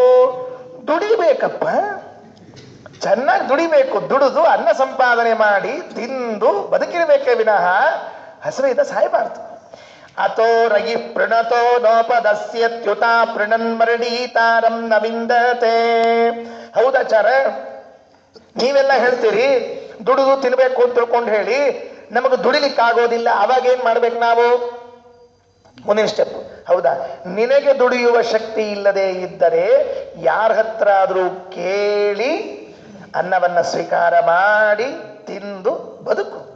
ಯಾಕಂತ ಅದು ಸಾಯ್ಬೇಕು ಅಂತ ಹೇಳಿ. ಎಲ್ಲಿಗೆ ಬಂತೀಗ? ಯಾರ ಹತ್ರ ಆದ್ರೂ ಕೇಳಿ ಸ್ವೀಕಾರ ಮಾಡು ಅಂದ್ರೆ ಇನ್ನೊಬ್ಬರ ಬದುಕುವುದಕ್ಕಾಗಿ ದಾನ ಮಾಡಬೇಕು ಅಂತಂದ್ರೆ ಈಗ ಅಲ್ಲಿ ಎಷ್ಟು ಬ್ಯೂಟಿಫುಲ್ ನೋಡಿ, ಸ್ಟೆಪ್ ಬೈ ಸ್ಟೆಪ್. ಬಹಳ ಚೆನ್ನಾಗಿದೆ, ನನಗೆ ಆನಂದ ಆಯ್ತು. ದೇವತೆಗಳು ನಾವೆಲ್ಲ ಹುಟ್ಟುವಾಗ ನಮಗೆ ಮರಣವನ್ನ ಬರೆದು ಕಳಿಸಿದ್ದಾರೆ. ಉಂಡ್ರೂ ಸಾಯ್ತೇವೆ, ಉಣದೇ ಇದ್ರೂ ಸಾಯ್ತೀವಿ. ಉಣದೇ ಸಾಯಬಾರ್ದು ಅಂತಾದ್ರೆ ಸಂಪಾದನೆ ಮಾಡಿ ಅನ್ನವನ್ನ, ಇಲ್ಲ ನನಗೆ ಸಂಪಾದನೆ ಮಾಡ್ಲಿಕ್ಕೆ ಆಗೋದಿಲ್ಲ ಅಂತಾದ್ರೆ ಇದ್ದವರ ಬಳಿ ಕೇಳು. ಇದ್ದವನೇನ್ ಮಾಡಬೇಕು? ಕೊಟ್ಟು ಅವನು ಉಳಿಸ್ಬೇಕು. ಹಾಗಾದ್ರೆ ಈ ಅನ್ನವನ್ನ ನೀಡ್ತಾನಲ್ಲ, ದಾನವನ್ನ ನೀಡ್ತಾನಲ್ಲ, ಅವನ ಮಾಡಿದ್ದೇನು ಅಂದ್ರೆ ಒಬ್ಬನ ಜೀವನ ಉಳಿಸಿದ, ಒಬ್ಬನನ್ನ ಬದುಕಿಸಿದ. ಅವನ ನೆನಪಿಟ್ಟುಕೊಳ್ರಿ. ಎಷ್ಟು ಉದಾತ್ತವಾದ ಚಿಂತನೆ ನಮ್ಮ ಹಿರಿಯರಲ್ಲಿ. ದಾನ ಕೊಟ್ಟದ್ದರಿಂದ ಒಬ್ಬನ ಜೀವನ ಆಯಿತು ಅಂತ ಅರ್ಥ ಮಾಡಿಕೊಳ್ಬೇಕಂತೆ. ದಾನ ಕೊಟ್ವಿ ದಾನ ಕೊಟ್ವಿ ಧನ ಕೊಟ್ವಿ ಧನ ಕೊಟ್ವಿ ಈ ಧನ ಕೊಟ್ಟಿ ತಲಿ 50 ಮಂದಿ ಮುಂದೆ ಹೇಳ್ಕೊಂಬರೋದು. ಕೊಟ್ಟಿರೋದು ₹1, ಅದಕ್ಕೆ 4 ಸೆಲ್ಫಿ ಅದಕ್ಕೆ. ಆ ₹1 ನೋಟು ಒಂದೇ ಕಡೆ ಮತ್ತೆ ಹಿಂದಿನ ಕಡೆ ತಿರುಗಿಸೋಂಗಿಲ್ಲ. ತಿರುಗಿದ್ರೆ ಹಿಂದಿನ ಕಡೆ ಬಹಳ ಆನಂದ ಅದು. ಯಾಕೆ ಆ ₹1 ನೋಟು ನಡೆಯೋದೇ ಇಲ್ಲ ಈಗ. ಹೊಸದೇ ಪ್ರಿಂಟ್ ಮಾಡಲಿ, ಮೋದಿ ಬಂದು ಅಂಗಡಿಯಾಗ ಕೂತ್ಕೊಂಡ್ರು ತಗೊಳಂಗಿಲ್ಲ ರೀ, ಜನ ಹಂಗಿದ್ದಾರೆ ಈಗ. ಹಿಂಗಾಗಿ ಆ ₹1ಗೆ 30 ಸೆಲ್ಫಿಗಳು. ಅದು ದಾನ ಕೊಡೋದ್ರಲ್ಲಿ ನಮಗೆಷ್ಟು ಅದು ವಿಕಾರ ಆಗಿಬಿಟ್ಟಿದೆ, ವಿಕಾರ ಆಗಿದೆ. ನಾನು ಉದಾಹರಣೆಗೆ ಅನ್ನದಾನ ಅಂತ ಇಟ್ಕೊಳ್ರಿ. ಅನ್ನದಾನವನ್ನ ಮಾಡಿದಿ ಅಂತಂದ್ರೆ ನೀನೇನೋ ದಾನ ಮಾಡಿ ಅಂತ ತಿಳಿಬೇಡ, ಒಬ್ಬನ ಬದುಕು ನಡೆಸಿದೆ ಅಂತ ಅರ್ಥ ಮಾಡಿಕೊ, ಒಬ್ಬನ ಜೀವನ ಕಟ್ಟಿಕೊಟ್ಟಿ ಅಂತ ಅರ್ಥ ಮಾಡಿಕೊ. ಅಲ್ರಿ ಆಚಾರ, ದಾನ ಕೊಟ್ಟರೆ ಖರ್ಚಾಗ್ಬಿಡ್ತದಲ್ರಿ ಆಚಾರ? ಇವತ್ತಲ್ಲ ಪ್ರಶ್ನೆ, ವೇದವೇ ಕೇಳ್ಕೊಂಡಿದೆ. ದಾನ ಕೊಟ್ರೆ ಉತೋ ರಗಿ ಪ್ರಣತೋ ದೋಪದಸ್ಯತಿ. ಅಯ್ಯೋ ಪೆದ್ದ, ದಾನ ಕೊಟ್ರೆ ದುಡ್ಡು ಖರ್ಚ ಆಗಲ್ಲೋ, ದಾನ ಕೊಟ್ರೆ ಬೆಳೆಯುತ್ತೆ. ನೆನಪಿಟ್ಕೋ, ದಾನ ಕೊಟ್ರೆ ಬೆಳೆಯುತ್ತೆ, ದಾನ ಕೊಟ್ರೆ ಖರ್ಚಾಗತ್ತೆ ಅಂತ ನೀ ತಿಳ್ಕೊಂಡಿದ್ದೀಯ. ಎಷ್ಟೋ ಜನ ದಾನ ಯಾಕೆ ಕೊಡೋದಿಲ್ಲ ಅಂದ್ರೆ ಕೊಟ್ರೆ ಖರ್ಚಾಗ್ಬಿಡ್ತದೆ ಅಂತ ಹೇಳಿ ಕೊಟ್ಟು ಹೋಗ್ಬಿಡ್ತಲ್ರಿ ಆಚಾರ ಅಂತ. ಕೊಡದೇ ಇದ್ರೆ ಅದೇನು ನೀನು ಬಂದು ರಕ್ಷಣೆ ಮಾಡ್ತೀನಿ? ಅದೇನು ಕೊಟ್ಟಿಲ್ಲ ಆಚಾರ, ಬ್ಯಾಂಕ್ ಬ್ಯಾಲೆನ್ಸ್ ಇಟ್ಕೊಂಡಿದ್ದೀವಿ, ಹಂಗಾರೆ ನೀ ಸಾಯೋ ಕಾಲಕ್ಕೆ ಬರ್ಲಿ ನೋಡಂತ. 2,000 ನೋಟ್ ಮಾಡ್ಯಾನ ನಾವು ಮೊನ್ನೆ, ಯಾರೋ ಒಬ್ಬ ಈ ದೇಶದ ಪ್ರಧಾನಮಂತ್ರಿ ಮಹಾನುಭಾವ, ಆ ನೋಟ್ ಬಂದು ನೀನು ರಕ್ಷಣೆ ಮಾಡಿ ನೋಡಂತೆ. ಅದು ಬರೋದಿಲ್ಲ. ನೀನು ಕೊಟ್ಟದ್ದು ನಾಶ ಆಗಿಲ್ಲ, ನೆನಪಿಟ್ಕೋ. ನೀನು ಕೊಟ್ಟ ಸಂಪತ್ತು ಈಗ ನಿನ್ನ ಕಿಸೆಯಿಂದ ಆ ಕಡೆಗೆ ಹೋಗಿದೆ. ಆ ಕಣ್ಮರೆಯಾದದ್ದು ನಾಶ ಆಯಿತು ನೀ ತಿಳ್ಕೊಂಡಿದ್ದೀಯ. ಕಣ್ಮರೆಯಾಗಿ ನೀನು ರಕ್ಷಣೆ ಮಾಡಬೇಕು ಅಂತ ನಿನ್ನ ಜೊತೆ ನಿಂತ್ಕೊಂಡಿದೆ ಅಂತ. ಕಣ್ಮರೆಯಾಗಿ ನಿನ್ನ ಯಾಕೆ? ರಕ್ಷಕರು ಯಾವಾಗಲೂ ಹೆಂಗಿರ್ತಾರೆ ಅಂತಂದ್ರೆ, ನಮಗೆ ಗೊತ್ತಾಗದೆ ಇದ್ರೆ ರಕ್ಷಣೆ ಮಾಡಬೇಕಾದ್ರೆ ನಿಜವಾದ ರಕ್ಷಣೆ ಅದು. ನಮ್ಮ ಬಾಡಿ ಗಾರ್ಡ್ಸ್ ಜೊತೆಗೆ ಇರ್ತಾರೆ, ಎಂದ ಅವರೇ ಢಮ್ಮನಿಸ್ತಾರೋ ಗೊತ್ತಿಲ್ಲ. ಆತಿಲ್ಲೋ ಈ ದೇಶದ ಪ್ರಧಾನಮಂತ್ರಿಗೊಬ್ಬರಿಗೆ ಬಾಡಿ ಗಾರ್ಡ್ಸ್ ಢಮ್ಮನಿಸಿರಿಲ್ಲ. ಹಂಗ ನಮ್ಮ ರಕ್ಷಕರು ಹೆಂಗಿರ್ಬೇಕು ಅಂದ್ರೆ, ಕಣ್ಣಿಗೆ ವ್ಯಯಂದದಲ್ಲಿ ಕೈಮೈ ತಿನ್ನಿಗೊದಗುವ ತೆರದಿ ಪಣ್ಣ ಫಲ್ಗಳು. ಜಗನ್ನಾಥ ದಾಸ ಹೇಳುವಾಗ ಈ ದೃಷ್ಟಾಂತ ಹೇಳ್ತಾರೆ. ಕಣ್ಣಿಗೆ ವ್ಯಯಂದದಲ್ಲಿ, ಕಣ್ಣಿಗೆ ರೆಪ್ಪೆ ಇರ್ತದಲ್ಲ ಅದು ಗೊತ್ತಿ, ನೀ ಕಣ್ಣಿಗೆ ರೆಪ್ಪೆ ಇದ್ದದೇ ಗೊತ್ತಿಲ್ಲ ಪಾಪ. ಕನ್ನಡಿ ನೋಡ್ಕೋಬೇಕು, ರೆಪ್ಪೆ ಇದ್ದದ್ದು ಗೊತ್ತೇನು? ಕಣ್ಣಿಗೆ ವ್ಯಯಂದದಲ್ಲಿ ಕೈಮೈ ತಿನ್ನಿಗೊದಗುವ ತೆರದಿ. ಎಲ್ಲೋ ಒಂದು ಕಡೆ ಕಾಲಾಗ ತೂರಿಕೆ ಆದ್ರೆ ಇಲ್ಲಿಂದ ಕೈಯಲ್ಲಿ ಹೋಗ್ತದ್ರಿ ಟಕ್ಕಂತ ಹಿಂಗ. ಕಣ್ಣಿಗೆ ವ್ಯಯಂದದಲ್ಲಿ, ಕಣ್ಣಿಗೆ ರೆಪ್ಪೆ ಅಲ್ಲೇ ಕೂತಿರ್ತದೆ, ನಮಗ್ ಗೊತ್ತಿರಂಗಿಲ್ಲ ಕಣ್ಣಿಗೆ ಏನು ಆಗ್ತದೆ ಅಂತ ಆದ್ರೆ ರೆಪ್ಪೆ ತಕ್ಷಣಕ್ಕೆ ಬಂದು ಮುಚ್ಕೊಂಡ್ಬಿಡ್ತದೆ. ಹಿಂಗ ರಕ್ಷಣೆ ಇರ್ಬೇಕು. ಕಣ್ಣಿಗೆ ವ್ಯಯಂದದಲ್ಲಿ ಕೈಮೈ ತಿನ್ನಿಗೊದಗುವ ತೆರದಿ ಪಣ್ಣು ಫಲ್ಗಳ ನಗದು ಜಿಕ್ವೆಗೆ ರಸವ ನೀವಂತೆ. ಪಾಪ ಹಲ್ಲು ಹಣ್ಣು ಅಗದು ಅಗದು ಅಗದು ಒಂದ್ ದಿವಸ ಅದಕ್ಕೆ ರುಚಿ ಗೊತ್ತಿಲ್ರಿ ಹಲ್ಲಿಗೆ, ನಾಲಿಗೆಗೆ ರುಚಿ ಗೊತ್ತಾಗೋದು. ಪಣ್ಣು ಫಲ್ಗಳ ನಗದು ಅಗಿದು ಜಿಕ್ವೆಗೆ ರಸವ ನೀವಂತೆ. ಸಾರು ಹೆಂಗಾಗಿದೆ ಆಚಾರ? ಸ್ವಲ್ಪ ರುಚಿ ನೋಡ್ರಿ ಅಂದ್ರೆ ಹಿಂಗೆ ತಗೊಂಡು ಹಲ್ಲಿಗೆ ಇಟ್ಕೊಂಡ್ಲಿ ಯಾರು? ಆಚಾರ ರುಚಿ ನೋಡ್ಬೇಕಾದ್ರೆ ಸಾರಿಂದು ಹಲ್ಲಿಗೆ ಇಟ್ಕೊಳ್ಳಿ ಬರೋದಿಲ್ಲ, ನಾಲಿಗೆಗೆ ಇಟ್ಕೋಬೇಕ್ರಿ. ಚಟ್ನಿ ಹೆಂಗಾಗಿದೆ ಆಚಾರ? ತಡಿ ಸ್ವಲ್ಪ ಬ್ರಷ್ ತಗೊಂಡು ಹಲ್ಲಿಗೆ ಹಚ್ಕೋತೀನಿ ಅಂದ್ರೆ ಬರೋದಿಲ್ಲ ತಮ್ಮ. ಬ್ರಷ್ ತಗೊಂಡು ಹಲ್ಲಿಗೆ ಹಚ್ಕೊಂಡ್ರೆ ಚಟ್ನಿ ರುಚಿ ಗೊತ್ತಾಗಿಲ್ಲ, ನಾಲಿಗೆ ಗೊತ್ತಾಗಬೇಕು. ಎಷ್ಟು ಅದ್ಭುತ. ಕಣ್ಣಿಗೆ ವ್ಯಯಂದದಲ್ಲಿ ಕೈಮೈ ತಿನ್ನಿಗೊದಗುವ ತೆರದಿ ಪಣ್ಣು ಫಲ್ಗಳ ನಗಿದು ಜಿಕ್ವೆಗೆ ರಸವ ನೀವಂತೆ. ಲಕ್ಷ್ಮಣ ನಣ್ಣನು ಒದಗುವನು ನುಡಿ ವೆಣ್ಣಿನಾಳ್ ಮಂಡದಳು. ಬ್ರಹ್ಮಾಂಡದಲ್ಲಿ ಲಕ್ಷ್ಮಣನ ಅಣ್ಣನಾಗಿರುವಂತಹ ರಾಮಚಂದ್ರ ಭಕ್ತರ ಅವಸರಕ್ಕೆ ಅಮರಗಣ ಸಹಿತ.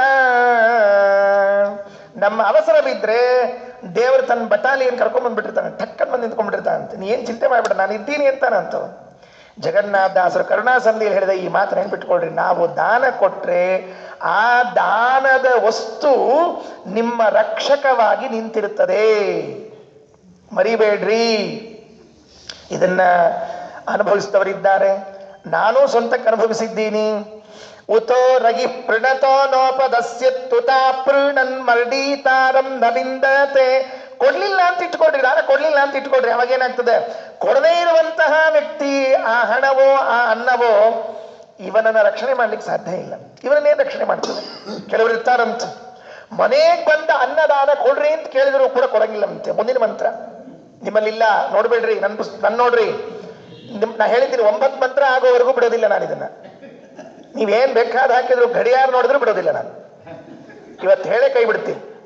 ಎಂದು ಕೇಳಬೇಕು ನೀವು, ಎಂದು ಕೇಳ್ತೀರಿ ಹೇಳ್ರು ಅಂತ. ಋಗ್ವೇದದ 10ನೇ ಮಂಡಲದಲ್ಲಿ ಬಂದಿರುವಂತಹ ಈ ಒಂದು ಸೂಕ್ತ 117ನೇ ಸೂಕ್ತದಲ್ಲಿ ಬಂದ 9 ಮಂತ್ರ ಭಿಕ್ಷಾಂಗಿರಸ ಋಷಿಗಳು ಇದ್ದದ್ದು ಜಗತಿ ಛಂದಸ್ಸಿನಲ್ಲಿ. ಭಗವಂತನೇ ಇದಕ್ಕೆ ದೈವತ. ಋಗ್ ವಿಧಾನದಲ್ಲಿ ಹೇಳುವಾಗ ಶೌನಕರು ಒಂದು ಮಾತು ಹೇಳ್ತಾರೆ, ಈ ದಾನ ಸೂಕ್ತವನ್ನ 3 ಕಾರಣಕ್ಕಾಗಿ ಪ್ರಯೋಗ ಮಾಡ್ಬೇಕಂತ. ಒಂದು, ಒಳ್ಳೆ ವಾಗ್ಮಿಗಳಾಗಬೇಕು ಅಂತಿದ್ರೆ ಈ 9 ಮಂತ್ರಗಳನ್ನ ಅಗ್ನಿಯಲ್ಲಿ ಮಂತ್ರ ಹೇಳ್ತಾ ತುಪ್ಪದಾಹುತಿ ಸಮಿದಾಹುತಿಯನ್ನು ಹಾಕಿದ್ರೆ ಒಳ್ಳೆ ವಾಗ್ಮಿಗಳಾಗ್ತಾರಂತೆ. ಬಹಳ ಅದ್ಭುತ ಇದು. ಇದನ್ನೆಲ್ಲ ಅಭ್ಯಾಸ ಮಾಡಿಕೊಂಡು ಬಂದ್ರೆ ಮಾತ್ರ ಅರ್ಥ ಆಗತ್ತೆ. ಹೇಳ್ತಾರೆ, ಸಜಪೇ ನಿಯತೋ ಭೂತ್ ವಾಚಂ ಪ್ರಪದ್ದೇತ ವಾಕ್ಕಾಮೋ ಜುಹುಯಾದ್ ಆಶು ಜಪನ್ನಿವ. ನಾನು ಒಳ್ಳೆ ವಾಗ್ಮಿ ಆಗಬೇಕು ಅಂತಿದ್ರೆ ಈ 9 ಮಂತ್ರವನ್ನು ಜಪ ಮಾಡ್ಬೇಕಂತ. ಈ 9 ಮಂತ್ರ ಮಾಡಿ ಅಗ್ನಿಯಲ್ಲಿ ಆಹುತಿ ಹಾಕ್ಬೇಕು, ಅರ್ಥಾತ್ ಹೋಮ ಮಾಡ್ಬೇಕಂತೆ. ಆಚಾರ ನಮಗೇನು ವಾಗ್ಮಿ ಪಾಗ್ಮಿ ಅವೆಲ್ಲ ಏನ್ ಬೇಕಾದ್ರೆ ನಾವು ರಗಡು ಮಾತಾಡ್ತೀವಿ ಆಚಾರ. ನಮ್ಮ ಮಾತು ಕೇಳಿದ್ರೆ ಎದುರಿಗಿದ್ದವ್ರು ಕಿವಿ ತೂತು ಪರಿಟಾಗಿ ಹೋಗ್ತಾವೆ. ನೀವೇನು ಕಂಚ ಬಳಿಕ್ ಹೋಗ್ಬೇಡಿ. ಮತ್ತೇನು ಇಲ್ಲ, ನಮಗೆ ಪಾಪ ಬಂದದ ಅಂತ ಅನಿಸ್ತದೆ, ಪಾಪ ಪರಿಹಾರ ಆಗಬೇಕೆ, ಹಾಗಿದ್ರೆ ಈ 9 ಮಂತ್ರಗಳನ್ನು ಜಪ ಮಾಡ್ರಿ ಹೇಳಿದ್ರು. ಪಾಪೋಪಹತಮಾತ್ಮಾನಂ ಯೋಮನ್ನೇತ ವಿಚಕ್ಷಣ ಸಜಪೇತ್ ನಿಯತೋ ಭೂತ್ವ ಲಘುಮನ್ನೇತ ಪಾಪ್ಮನ.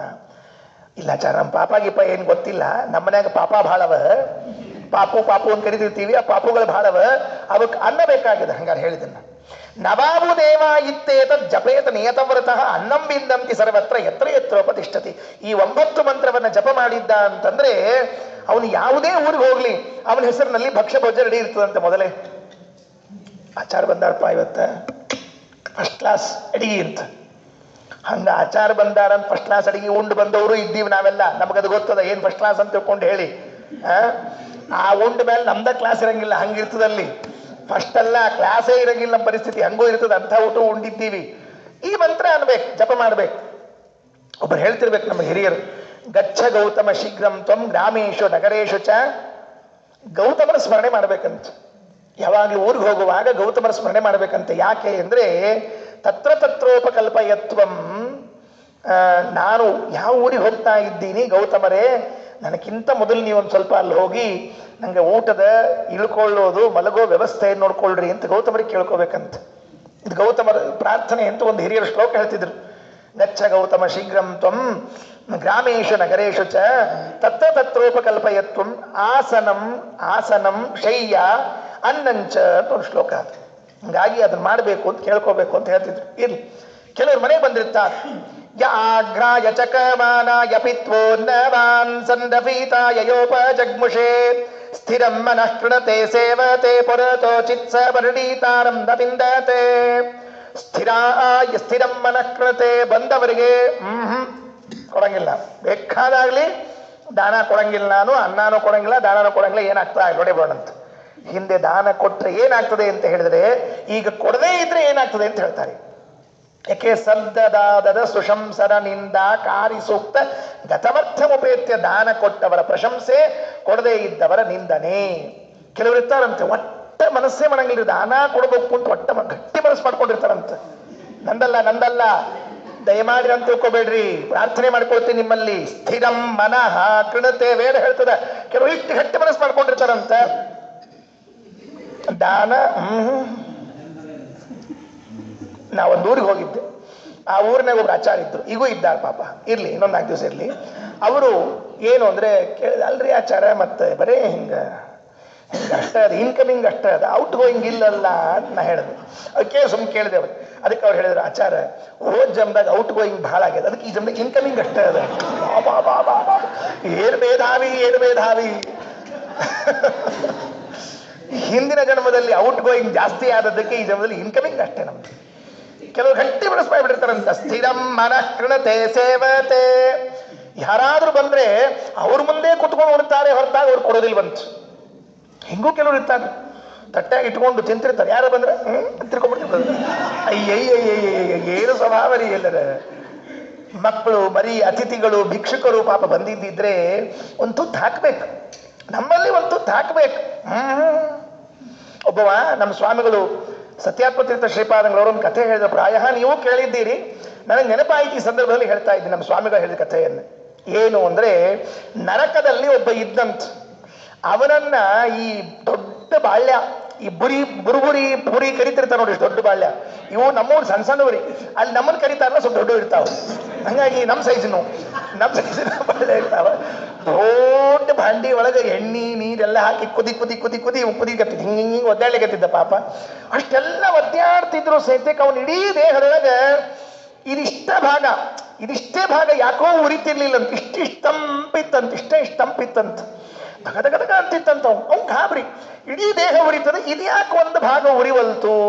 ಒಂದ್ ದಿವಸ ಯಮದೇವ್ರು ಹಿಂಗೆ ವಾಕಿಂಗ್ ಹೊಂಟಿದ್ರಂತೆ, ನಮ್ಮ ಸ್ವಾಮಿಗಳು ಹೇಳಿಕತ್ತೀರ, ಮತ್ತೆ ನನಗೂ ಗೊತ್ತಿಲ್ಲ. ಯಮದೇವ್ರು ಬಂದಾಗ ಅವ್ನು ಕೇಳಿದ, ಸ್ವಾಮಿ ಅನ್ನಂತ. ಯಮದೇವ್ರು ನಿಂತ್ಕೊಂಡ್ರೆ, ಏನಪ್ಪ ಬಾಳ್ಯದಾಗಿದ್ನಲ್ಲವ, ಏನಪ್ಪ ಏನಂತ. ಬಾಳ್ಯದಾಗಿದ್ದ ಸಾರ್ ಒಂದು ಕ್ವಶನ್ ಅನ್ನಂತವ. ಏನು, ನೀವೀ ಎಣ್ಣೆ ಪಾತ್ರೆಯೊಳಗೆ ಹಾಕಿದ್ದೀರಿ, ಧಗ ಧಗ ತೊರಿತಾ ಇದೆ, ಈ ಒಂದು ಬೆರಳು ಮಾತ್ರ ನಂಗೆ ಏನೂ ಆಗ್ತಿಲ್ಲ, ತಂಪದಲ್ಲ, ಯಾಕೆ ಏನು ಕೇಳಿದ್ನಂತ. ಅದಕ್ಕೆ ಯಮದೇವರು ಒಂದು ನಿಮಿಷ ತಡಿ, ನಿಂದು ಫ್ಲಾಶ್ ಬ್ಯಾಕ್ ತೋರಿಸ್ತೀನಿ, ಸಿನಿಮಾ ತೋರಿಸಿರಂತ ನೋಡು ತೇರಂತ. ಅವನು ಇಲ್ಲೇನು ಭೂಮಿಯಲ್ಲಿ ಹುಟ್ಟಿದ್ನಲ್ಲ, ಹುಟ್ಟಿದಾಗ ತನ್ನ ಮನೆಗೆ ಯಾರಾದರೂ ಅನ್ನ ಕೇಳ್ಕೊಂಡ್ಬಂದ್ರೆ ಇಲ್ಲ ಅನ್ಬೇಕಂತ. ಇಲ್ಲ ಇಲ್ಲ ಅನ್ನ ಇಲ್ಲ ಇಲ್ಲ ಅನ್ಬೇಕಂತೆ. ಅಲ್ಲ ನಿಮ್ಮ ಮನೆಯಲ್ಲಿ ಇಲ್ಲ, ಅಕಸ್ಮಾತ್ ಅಲ್ಲಿ ಹೋಗಿ ಅವ್ರನ್ನೇ ಹಾಕ್ತಾರ ನೋಡು, ಅಲ್ಲಿ ಹೋಗಿ ಅವ್ರನ್ನೇ ಹಾಕ್ತಾರ ನೋಡು, ಅಲ್ಲಿ ಊಟಕ್ಕೆ ಹಾಕ್ತಾರ ನೋಡು, ಅಲ್ಲಿ ಊಟಕ್ಕೆ ಹಾಕ್ತಾರ ನೋಡು ಅಂತ ಇಷ್ಟು ಬೆರಳು ಮಾಡಿ ತೋರಿಸಿದ್ದಕ್ಕೆ ನರಕದಲ್ಲಿ ಇದಿಷ್ಟು ಸುಡ್ತಿದ್ದಿಲ್ಲ ಅಂತ ಅವನಿಗೆ, ಉಳಿದದ್ದೆಲ್ಲ ಸುಡ್ತಿತ್ತಂತ. ವಿಚಾರ ಮಾಡಿ, ಇದು ನಮ್ಮ ಸ್ವಾಮಿಗಳು ಹೇಳಿದ ಕಥೆ, ಇದು ಪರಮಾತ್ಮದ ಈ ಕಥೆ. ಆ ಇಡೀ ಬೆಂಕಿಯೊಳಗೆ ನಿಂತು ಉರಿತಾ ಇದ್ದ ವ್ಯಕ್ತಿಗೆ ಇದು ಮಾತ್ರ ಯಾಕೆ ಅಂದ್ರೆ, ನಮ್ಮ ಕಡೆಯಿಂದ ದಾನ ಮಾಡ್ಲಿಕ್ಕೆ ಆಗ್ಲಿಲ್ಲ, ನಿಂಗೆ ಊಟಕ್ಕೆ ಬೇಕಲ್ಲ, ಆಚಾರ ಮನೆಗೆ ಹೋಗಿ ಅಲ್ಲಿ ಹಾಕ್ತಾರ ನೋಡ್ ಅಂತಿಷ್ಟು ಕೈ ಮಾಡಿದ್ನಲ್ಲ ಪುಣ್ಯಾತ್ಮ. ಯಾವ ಬೆರಳು ಅಲ್ಲಿಗೆ ಅನ್ನದಾನದ ಕಡೆಗೆ ಕೈ ಮಾಡಿತ್ತೋ ಅದು ಒಂದು ಮಾತ್ರ ಏನಾಗಿದ್ದಿಲ್ವಂತೆ, ಉಳಿದದ್ದೆಲ್ಲ ದಹ ದಹ ನರಸಿಂಹ ಸಖ್ಯ ವೀರ್ಯಾಹಿ ತಮ್ಮೆ ಅಂತ ಆಗಿತ್ತಂತೆ. ಸ್ಥಿರಂ ಮನಃ ಕೃಣತೆ ಸೇವತೆ ಪುರತೋಚಿತ ಲೋಭಿ, ಮಹಾಲೋಭಿ ಜಿಪುಣ, ಒಟ್ಟ ಕೊಡೋದಿಲ್ರಿ ಅವ. ಮಹಾಭಾರತ ತಾತ್ಪರ್ಯ ನಿರ್ಣಯದಲ್ಲಿ ಹೇಳುವಾಗ ಆಚಾರ್ಯರು ಮಾತಾಡ್ತಾರೆ, ಕ್ರಿಮಿಯಿಂದ ರಾಜ್ಯವಾಳಿಸಿದೆ ಅಂತ ಒಂದು ಕಥೆ ಇದೆ, ನೀವೆಲ್ಲ ಕೇಳಿದ್ದೀರಿ. ಮಧ್ವಾಂತರ್ಗತ ವೇದವ್ಯಾಸ ಕಾಯೋ ಶುದ್ಧ ಮೂರುತಿಯೇ ಸರ್ವಜ್ಞ ಅಂತ ಹಾಡು, ಅಲ್ಲಿ ರಾಜರು ಈ ಕಥೆ ಹೇಳುತ್ತಾರೆ. ಅದನ್ನೇ ಆಚಾರ್ಯ ಹೇಳಿದ ಕಥೆ ಅದು. ಒಂದು ಹುಳ, ವ್ಯಾಸರ ಕಾಲದಲ್ಲಿ ಒಂದು ಹುಳ, ಆ ಹುಳವನ್ನ ವ್ಯಾಸರು ರಾಜನನ್ನಾಗಿ ಮಾಡಿದ್ರಂತೆ. ಅದು ಯಾಕೆ ಹುಳ ಆಗಿತ್ತು ಅಂತ ಕೇಳಿದ್ರೆ ಆಚಾರ್ಯರು ಹಿಂದೆ ಹೇಳ್ತಾರೆ, ಅವನ ಹಿಂದಿನ ಜನ್ಮದಲ್ಲಿ ಮಹಾವಿಷ್ಣು ಭಕ್ತ ಅಂತ. ಅಲ್ರಿ ದೇವ್ರ ಭಕ್ತನಾಗಿ ಹೆಂಗ ಹುಳ ಅದ ಅಂದರೆ ಅದಕ್ಕೆ ಆಚಾರ್ಯ ಕೊಡೋ ಕಾರಣ ಏನ್ ಗೊತ್ತಾ, ಲೋಭಿ ಜಿಪುಣ ಶೆಟ್ಟಿ ಇದ್ನಂತ. ಪಾಪ ಶೆಟ್ಟಿಗಳು ಹೆಂಗಿರ್ತಾರೋ ಗೊತ್ತಿಲ್ಲ ನನಗೆ, ಇದು ಪ್ರಸಂಗ ಬಂದಿತ್ತು ಅಂತ ಹೇಳಿ ಯಾರು ದಯಮಾಡಿ ಅರ್ಥ ಮಾಡ್ಕೊಳ್ಬೇಡ್ರಿ. ನಾನು ನೋಡೋದೊಂದು ದೊಡ್ಡ ಕಥೆ ಆಗ್ಬಿಡೋಣ, ಶೆಟ್ಟಿಗೆ ಹೆಂಗೆ ಜಿಪುಣ ಅಂದ್ಬಿಟ್ಟು ಅಂತ ತಿಳ್ಕೊಂಡು ಹೇಳಿ, ನನ್ನ ಅಭಿಪ್ರಾಯ ಹಂಗಿಲ್ಲ, ಹಿಂದೆಲ್ಲ ಹಂಗಂತಿದ್ರು ಹೇಳಿನ ಅಷ್ಟೇ ಕೆಲಸ. ಮಹಾಜಿಪುಣ, ಆ ಭಗವತ್ ಭಕ್ತಿ ಇದ್ರೂ ಕೂಡ ಅವನಲ್ಲಿರುವಂತಹ ಕಾರ್ಪಣ್ಯ ಜಿಪುಣತೆ ಏನಿತ್ತಲ್ಲ ಅದು ಅವನಿಗೆ ಹುಳದ ಜನ್ಮ ತರಿಸಿತ್ತಂತೆ. ಆಚಾರ್ಯ ಬರೆದಿದ್ದಾರೆ ಈ ಮಾತನ್ನು, ಅದಕ್ಕೆ ಹಾಗೆ ಮಾಡಬಾರ್ದು. ಒಂದೊಂದು ಮಾತು ಹೇಳ್ತಾರೆ, ಯಾರು ಮನೆಗೆ ಬರ್ತಾನಲ್ಲ ಅವನಿಗೆ ಅನ್ನ ಹಾಕ್ಬೇಕಂತೆ. ವೇದ ಮಂತ್ರ ಓದೋದಿಲ್ಲ, ಅರ್ಥ ಹೇಳ್ತಾ ಹೋಗ್ತೀನಿ, ಪ್ರವಚನ ಟೈಮ್ ಆಗೋಯ್ತು. ಏನು, ಯಾರು ಮನೆಗೆ ಬರ್ತಾನೆ, ಈ ಮುಂದಿನ ಮಂತ್ರವನ್ನಂತರೂ ಮಂತ್ರಾಲಯ ಸ್ವಾಮಿಗಳು ಕಾಟಕೋಪನಿಷತ್ತಿನ ಖಂಡಾರ್ಥದಲ್ಲಿ ವ್ಯಾಖ್ಯಾನ ಮಾಡುವಾಗ ತರ್ತಾರೆ ಈ ಮಂತ್ರವನ್ನು. ಯಾವುದು, ಯಗಿದ್ಭೋಜೋ ಯೋ ಗೃಹ ವೇದದಾತ್ಯನ್ನ ಕಾಮ ಯಚರತೆ ಕೃಷಾಯ ಅರಮಸ್ಮೈ ಭವತಿ ಯಾಮಾಹೂತ ಉತ ಪರೀಶ ಕೃತೆ ಸಕಾಯಂ. ಈ ಮಂತ್ರವನ್ನು ಉದಾಹರಣೆ ಮಾಡುತ್ತಾರೆ. ಮನೆಗೆ ಒಬ್ಬ ಅತಿಥಿ ಬಂದಿದ್ದಾನೆ ಅಂತ ಇಟ್ಕೊಳ್ರಿ. ಅತಿಥಿ, ನೋ ಬ್ರಾಹ್ಮಣ, ನೋ ಕ್ಷತ್ರಿಯ, ನೋ ವೈಶ್ಯ, ನೋ ಅಂಡ್ ಅದರ್, ಅಲ್ಲ, ಅತಿಥಿ. ಭಿಕ್ಷುಕನೇ ಬಂದಿರ್ಲಿ, ಹೆಣ್ಣೆ ಬಂದಿರ್ಲಿ, ಗಂಡೆ ಬಂದಿರ್ಲಿ, ಮನೆ ಮುಂದೆ ಒಬ್ಬ ಅತಿಥಿ ಬಂದಿದ್ದಾನೆ ಅಂದ್ರೆ ಅವನ ಜೋಳಿಗೆಗೆ ನಿನ್ನದಿದ್ದದ್ದನ್ನು ಸುರಿದ್ಬಿಡು. ನಾವೇನ್ ಮಾಡ್ಬೇಕಾಚ, ನೀ ಸುರಿಯೋ ಮೊದಲು. ಯಾಕೆ, ನೀನು ಬಂದ ಅತಿಥಿಗೆ ಅನ್ನದಾನವನ್ನ ಮಾಡಿದಿ, ಅನ್ನ ಅಥವಾ ದಾನವನ್ನ ಮಾಡಿದಿ ಅಂತ ಆದರೆ ನಿನ್ನ ಜೀವನದಲ್ಲಿ ಎಷ್ಟೋ ಯಜ್ಞಗಳನ್ನ ಮಾಡಬೇಕಾದ ಪ್ರಸಂಗ ಇತ್ತು, ನೀ ಮಾಡಿಲ್ಲ. ವಾಜಪೇಯಿ ಯಾಗ, ಬೃಹಸ್ಪತಿ ಯಾಗ, ಸೋಮಯಾಗ, ಇಂದ್ರಯಾಗ, ಯಾವ ಯಾಗಗಳನ್ನು ಮಾಡ್ಲಿಕ್ಕಾಗಿಲ್ಲ ನಿನಗೆ. ಆ ಎಲ್ಲ ಯಾಗದ ಪುಣ್ಯವನ್ನ ಕೊಡಬೇಕು ಅಂತ ಆತ ಜೋಳಿಗೆ ಹಿಡ್ಕೊಂಡು ಬಂದಿರ್ತಾನಂತೆ. ಆ ಬಂದ ಅತಿಥಿ ನಿನ್ನ ಮನೆ ಮುಂದೆ ಯಾಕೆ ಜೋಳಿಗೆ ಹಿಡಿದಿರ್ತಾನೆ ಅಂತಂದ್ರೆ, ಅವನ ಜೋಳಿಗೆಯಲ್ಲಿ ನೀನು ಅನ್ನ ಹಾಕಿದಿ, ದಾನ ಹಾಕಿದಿ ಅಂತಾದ್ರೆ ಇಡೀ ವರ್ಷದಲ್ಲಿ ನೀನು ಎಷ್ಟು ಯಜ್ಞ ಮಾಡಬೇಕಾಗಿತ್ತಲ್ಲ ಯಜ್ಞ ಫಲವನ್ನೆಲ್ಲ ಕೊಟ್ಟು ಹೋಗ್ತಾನಂತೆ. ಏನು ಅದ್ಭುತ ರೀ ಇದು. ನಮ್ಮ ಅನುಸಂಧಾನ ಎಷ್ಟು ದೊಡ್ಡದಿತ್ತು ವಿಚಾರ ಮಾಡಿ. ದಾನ ಕೊಟ್ಟು ದೊಡ್ಡಿಸ್ತಿಕೆ ಅಲ್ಲ, ದಾನ ತೆಗೆದುಕೊಳ್ಳುವ ವ್ಯಕ್ತಿ ಕೊಟ್ಟವನಿಗೆ ವರ್ಷದ ಯಜ್ಞ ಪುಣ್ಯ ಕೊಡ್ಲಿಕ್ಕೆ ಹೋಗಿ ಬಂದಿದ್ದಾನಂತೆ. ವರ್ಷದಲ್ಲಿ ಒಂದ್ ಸರ್ತಿ ಆದ್ರೂ ಬಹುಮಾನ ಮಾಡ್ರಿ ಅಂತ ಹೇಳಿರ್ತಾರೆ, ನವಗ್ರಹ ಮಾಡ್ರಿ ಅಂತ ಹೇಳಿರ್ತಾರೆ, ಆ ಶಾಂತಿ ಈ ಶಾಂತಿ ಮಾಡ್ರಿ ಅಂತ ಹೇಳ್ತಾರೆ. ಎಲ್ರಿ ಆಚಾರ ನಮ್ಮ ಮನ್ಯಾಗ ಅಶಾಂತಿ ರಗಡವ ಸುಳ್ಳು ಶಾಂತಿಯಲ್ಲಿ ನಿಂತು ಇವ್ರು ಅಂದಿರ್ತಾರೆ. ಬೇಡ, ಯಾರ ಮನೆ ಬಾಗಿಲಿಗೆ ಬಂದಿದ್ದಾನೆ ಅವನಿಗೆ ನಿನಗೆ ಏನ್ ಕೊಡಬೇಕು ಅನ್ನಿಸ್ತದೋ ತತ್ಕ್ಷಣದಲ್ಲಿ ಕೊಟ್ಟು ಕಳಿಸ್ಬಿಡು, ಮುಗಿದಷ್ಟೇ ಕೆಲಸ. ಅದು ಏನ್ ಪುಣ್ಯ ಕೊಡ್ತದೆ ಅಂತ ಕೇಳಿದ್ರೆ ಒಂದು ವರ್ಷದಲ್ಲಿ ಮಾಡಬೇಕಾದ ಎಲ್ಲ ಯಜ್ಞವನ್ನ ಫಲವನ್ನ ಕೊಟ್ಬಿಡ್ತದಂತೆ. ಇನ್ನೊಂದು ಮಂತ್ರ ಹೇಳ್ತದೆ, ಅಂಥವನನ್ನ ಗೆಳೆಯ ಅಂತ ಕರೆಯೋದೇನ್ರಿ? ಹಸಿದುಕೊಂಡು ಮನೆಗೆ ಹೋದವನಿಗೆ ಅನ್ನ ಹಾಕ್ಲಿಲ್ಲ ಅವ ಸಂಬಂಧಿಕ ಗೆಳೆಯ ಅಂತ ಕರಿಬಹುದಾ? ಮುಂದಿನ ಮಂತ್ರ ಓದಿಲ್ಲ, ಅರ್ಥ ಹೇಳ್ತೀನಿ. ನಸ ಸಖ ಯೋ ನ ದದಾತಿ. ಗೆಳೆಯ ಅಂದ್ರೆ ಯಾರು? ಹೋದವನಿಗೆ ಹೊಟ್ಟೆ ತುಂಬ ಊಟಕ್ಕೆ ಹಾಕಿ ಕಳಿಸಿದ್ರೆ ಉಪಚಾರ ಮಾಡಿದ್ರೆ ಅವ್ನ ಗೆಳೆಯ. ಅವನು ಯಾರು ಗೆಳೆಯರಿ? ಮತ್ತೇನ್ ಮಾಡ್ಬೇಕಂತ ಗೆಳೆಯನ ಮನೆಗೆ ಹೋದ್ರೆ ಸಿಗ್ಲಿಲ್ಲ ಅಂದ್ರೆ ಅವನನ್ನ ಬಿಟ್ಟು ಬೇರೆ ಕಡೆ ಹೋಗ್ಬಿಡ್ಬೇಕಂತೆ, ಇನ್ನೊಬ್ಬ ಗೆಳೆಯನ ಹುಡ್ಕೊಂಡು ಹೋಗ್ಬೇಕಂತೆ, ಆ ಗೆಳೆತನವನ್ನೇ ಬಿಟ್ಬಿಡ್ಬೇಕಂತ. ನಮ್ಮ ಗುರುಗಳು ಪಾಠ ಹೇಳ್ತಿರುವಾಗ ಷಡ್ವಿಧಂ ಮಿತ್ರ ಲಕ್ಷಣಂ ಅಂತ ಒಂದು ಶ್ಲೋಕ ಹೇಳ್ತಿದ್ರು. ಗೆಳೆಯ ಅಂದ್ರೆ 6 ಲಕ್ಷಣ ಇರ್ತದಂತೆ ಅವನು. ನೆನ್ಪಿಟ್ಕೊಡ್ರಿ, ನೀವು ಯಾರ ಜೊತೆಗೆ ಫ್ರೆಂಡ್ಶಿಪ್ ಮಾಡ್ತಾ ಇದ್ರೆ 6 ಲಕ್ಷಣ ಇದೆಯಾ ಅಂತ ವಿಚಾರ ಮಾಡ್ಕೊಂಡು ಫ್ರೆಂಡ್ಶಿಪ್ ಮಾಡ್ಕೊಳ್ರಿ, ಗೆಳೆತನ ಮಾಡ್ಕೊಳ್ರಿ. ಇಲ್ಲ ಅಂದ್ರೆ ಮಾಡ್ಕೊಳಿಕ್ ಹೋಗ್ಬೇಡ್ರಿ. ದದಾತಿ ಪ್ರತಿಗೃಹಾತಿ ಗುಹ್ಯವಾಖ್ಯಾತಿ ಪೃಚ್ಛತಿ ಭುಂಕ್ತೆ ಭೋಜಯತೆ ತೇವಂ ಷಡ್ವಿಧಂ ಮಿತ್ರ ಲಕ್ಷಣಂ ಅಂತ ಹೇಳ್ತಾರೆ. ಏನ್ ಮಾಡ್ಬೇಕು? ನನಗೆ ಆಶ್ಚರ್ಯ ಆಗ್ತದೆ. ಇವತ್ತು ಈ ಶ್ಲೋಕಗಳನ್ನೆಲ್ಲ ಹೇಳ್ತಾ ಇದ್ರೆ ನಮ್ಮ ಆಚಾರ್ಯರಿಗೆ ಎಷ್ಟು ಸಂಭಾಷಣೆಗಳು ಬಾಯಲ್ಲಿ ಬರ್ತಿದ್ವು, ಎಷ್ಟು ಶ್ಲೋಕಗಳು ಬಾಯಲ್ಲಿ ಬರ್ತಿದ್ವು ಅಂದ್ರೆ ಪ್ರಸಂಗಕ್ಕೆ ತಕ್ಕಂತೆ ಒಂದು ಸುಭಾಷಿತ, ಒಂದು ಶ್ಲೋಕವನ್ನ ಅವೆಲ್ಲ ಬಾಳದಲ್ಲೇ ಅಭ್ಯಾಸ ಮಾಡಿದ್ದು. ಬಹಳ ಅದ್ಭುತ. ನಮ್ಮ ಆಚಾರ್ಯ ಹೇಳ್ತಿರ್ಬೇಕು, ಗಲಗಲಿ ಪಂಡ್ರನಾಥಾಚಾರ್ಯ ಬಗ್ಗೆ ಹೇಳ್ತಿರ್ಬೇಕು, ನಾವಷ್ಟು ಗಟ್ಟಿ ಮಾಡಿಲ್ವೋ ಅವರಿಗೆ ಸಖ್ಯ. ನಮ್ಮ ಆಚಾರ್ಯರಿಗೂ ಪಂಡ್ರನಾಚಾರ್ಯ ಆ ಪಂಡ್ರೆ ಬಹಳ ಗಟ್ಟಿ ಮಾಡಿ ಅಂತ ಹೇಳ್ತಿರ್ಬೇಕು. ಅವರು ಗೆಳೆಯಂದ್ರು ಮಠದಲ್ಲಿದ್ದ ಎಷ್ಟು ಗಟ್ಟಿ ಮಾಡ್ಯಾರ. ಪಂಡ್ರೀನಾಥಾಚಾರ್ಯರು ಮಠದಲ್ಲಿ ಇದ್ದಾಗ, ಅವತ್ತು ಸತ್ಯಧ್ಯಾನ ತೀರ್ಥರ ಕಾಲದಲ್ಲಿ ಇದ್ದಾಗ ಸತ್ಯಧ್ಯಾನ ತೀರ್ಥ ಶ್ರೀಪಾದಗಳು ಹೇಳ್ಬೇಕಂತೆ, ಒಂದು ಶ್ಲೋಕ ಗಟ್ಟಿ ಮಾಡಿದ್ರೆ ₹1 ದಕ್ಷಿಣೆ ಕೊಡ್ತು, ಬಹುಮಾನ ಕೊಡ್ತೀನಿ ಅಂತ ಹೇಳ್ಬೇಕಂತೆ. 8,000 ಶ್ಲೋಕ ಗಟ್ಟಿ ಮಾಡಿದ್ರಂತೆ. 8,000 ಶ್ಲೋಕಗಳನ್ನ ಗಟ್ಟಿ ಮಾಡಿದಂತೆ ಪಂಡ್ರೀನಾಥಾಚಾರ್ಯ ಅವತ್ತು. ಆಮೇಲೆ ಮುಂದೆ ಎಷ್ಟು ಗಟ್ಟಿ ಮಾಡಿದ್ರೆ ಗೊತ್ತಿಲ್ಲ. ಈ ಒಂದು ಪ್ರಸಂಗ ಹೇಳಿದ್ರು. ಯಾಕೆ ಅಂದ್ರೆ ಆ ಶ್ಲೋಕ ನೆನಪಿನ ಶಕ್ತಿ ಬಹಳ ಮಹತ್ವದ್ದು, ಬರೋದಿಲ್ಲ ಅದು.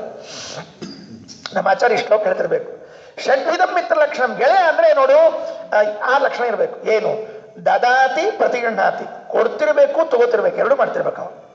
ನಮಗವ ಕೊಡಬೇಕು, ನಮ್ಮ ಕಡೆಯಿಂದ ತಗೋಬೇಕು, ಇದು ಗೆಳೆಯರ ಲಕ್ಷಣ. ಅದು ದದಾತಿ ಪ್ರತಿಗೃಹಾತಿ. ಗುಹ್ಯವಾಖ್ಯಾತಿ ಪೃಚ್ಛತಿ, ನಮ್ಮ ರಹಸ್ಯವನ್ನ ಅವನು ಕೇಳಿಸಿಕೊಳ್ಬೇಕು, ತನ್ನ ರಹಸ್ಯವನ್ನು ನಮ್ಮ ಮುಂದೆ ಹೇಳಬೇಕು. ಕಾನ್ಫಿಡೆನ್ಷಿಯಲ್ ಅಂತಂತಿರ್ತಾರೆ ನೋಡ್ರಿ ಕೆಲವೆಲ್ಲ, ಹೌದಿಲ್ಲ ಚಾರ? ಕಾನ್ಫಿಡೆನ್ಷಿಯಲ್. ಆ ರಹಸ್ಯವನ್ನೆಲ್ಲ ಯಾರು ಮುಂದೆ ಹೇಳ್ಬೇಡ್ರಿ.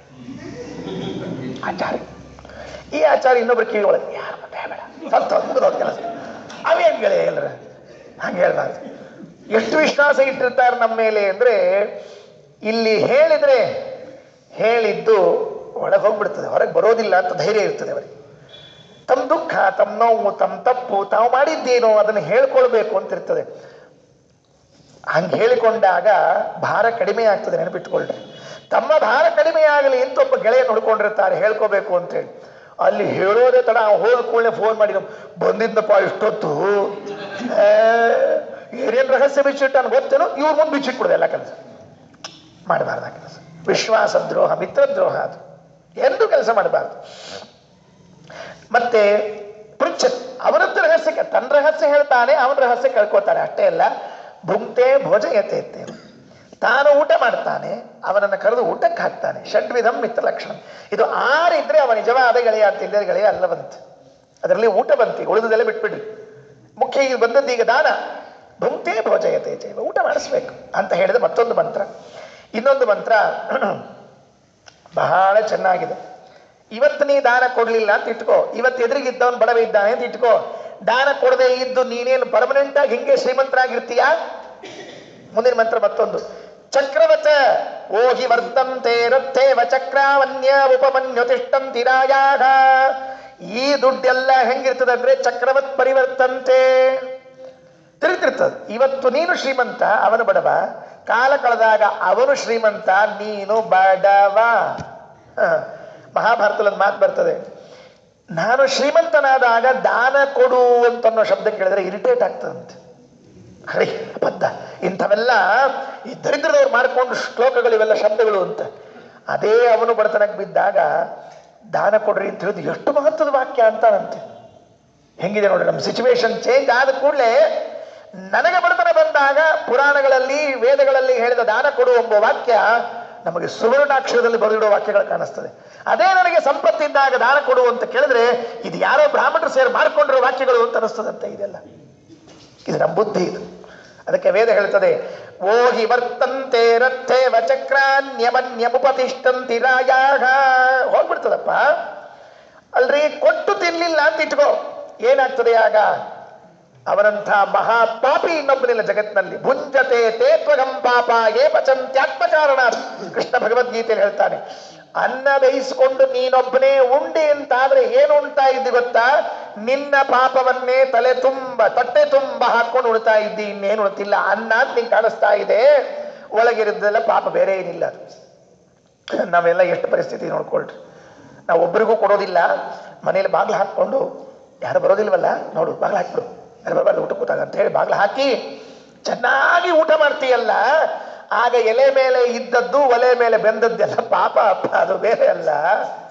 ಭುಂಜತೆ ಏತ್ವಗಂ ಪಾಪ ಏ ಪಚಂತಿ ಆತ್ಮಕಾರಣ ಅಂತ. ಇನ್ನು 2-3 ಮಂತ್ರ ಇದೆ, ಮುಗಿಸ್ಬಿಡ್ತೀನಿ ಇವತ್ತು.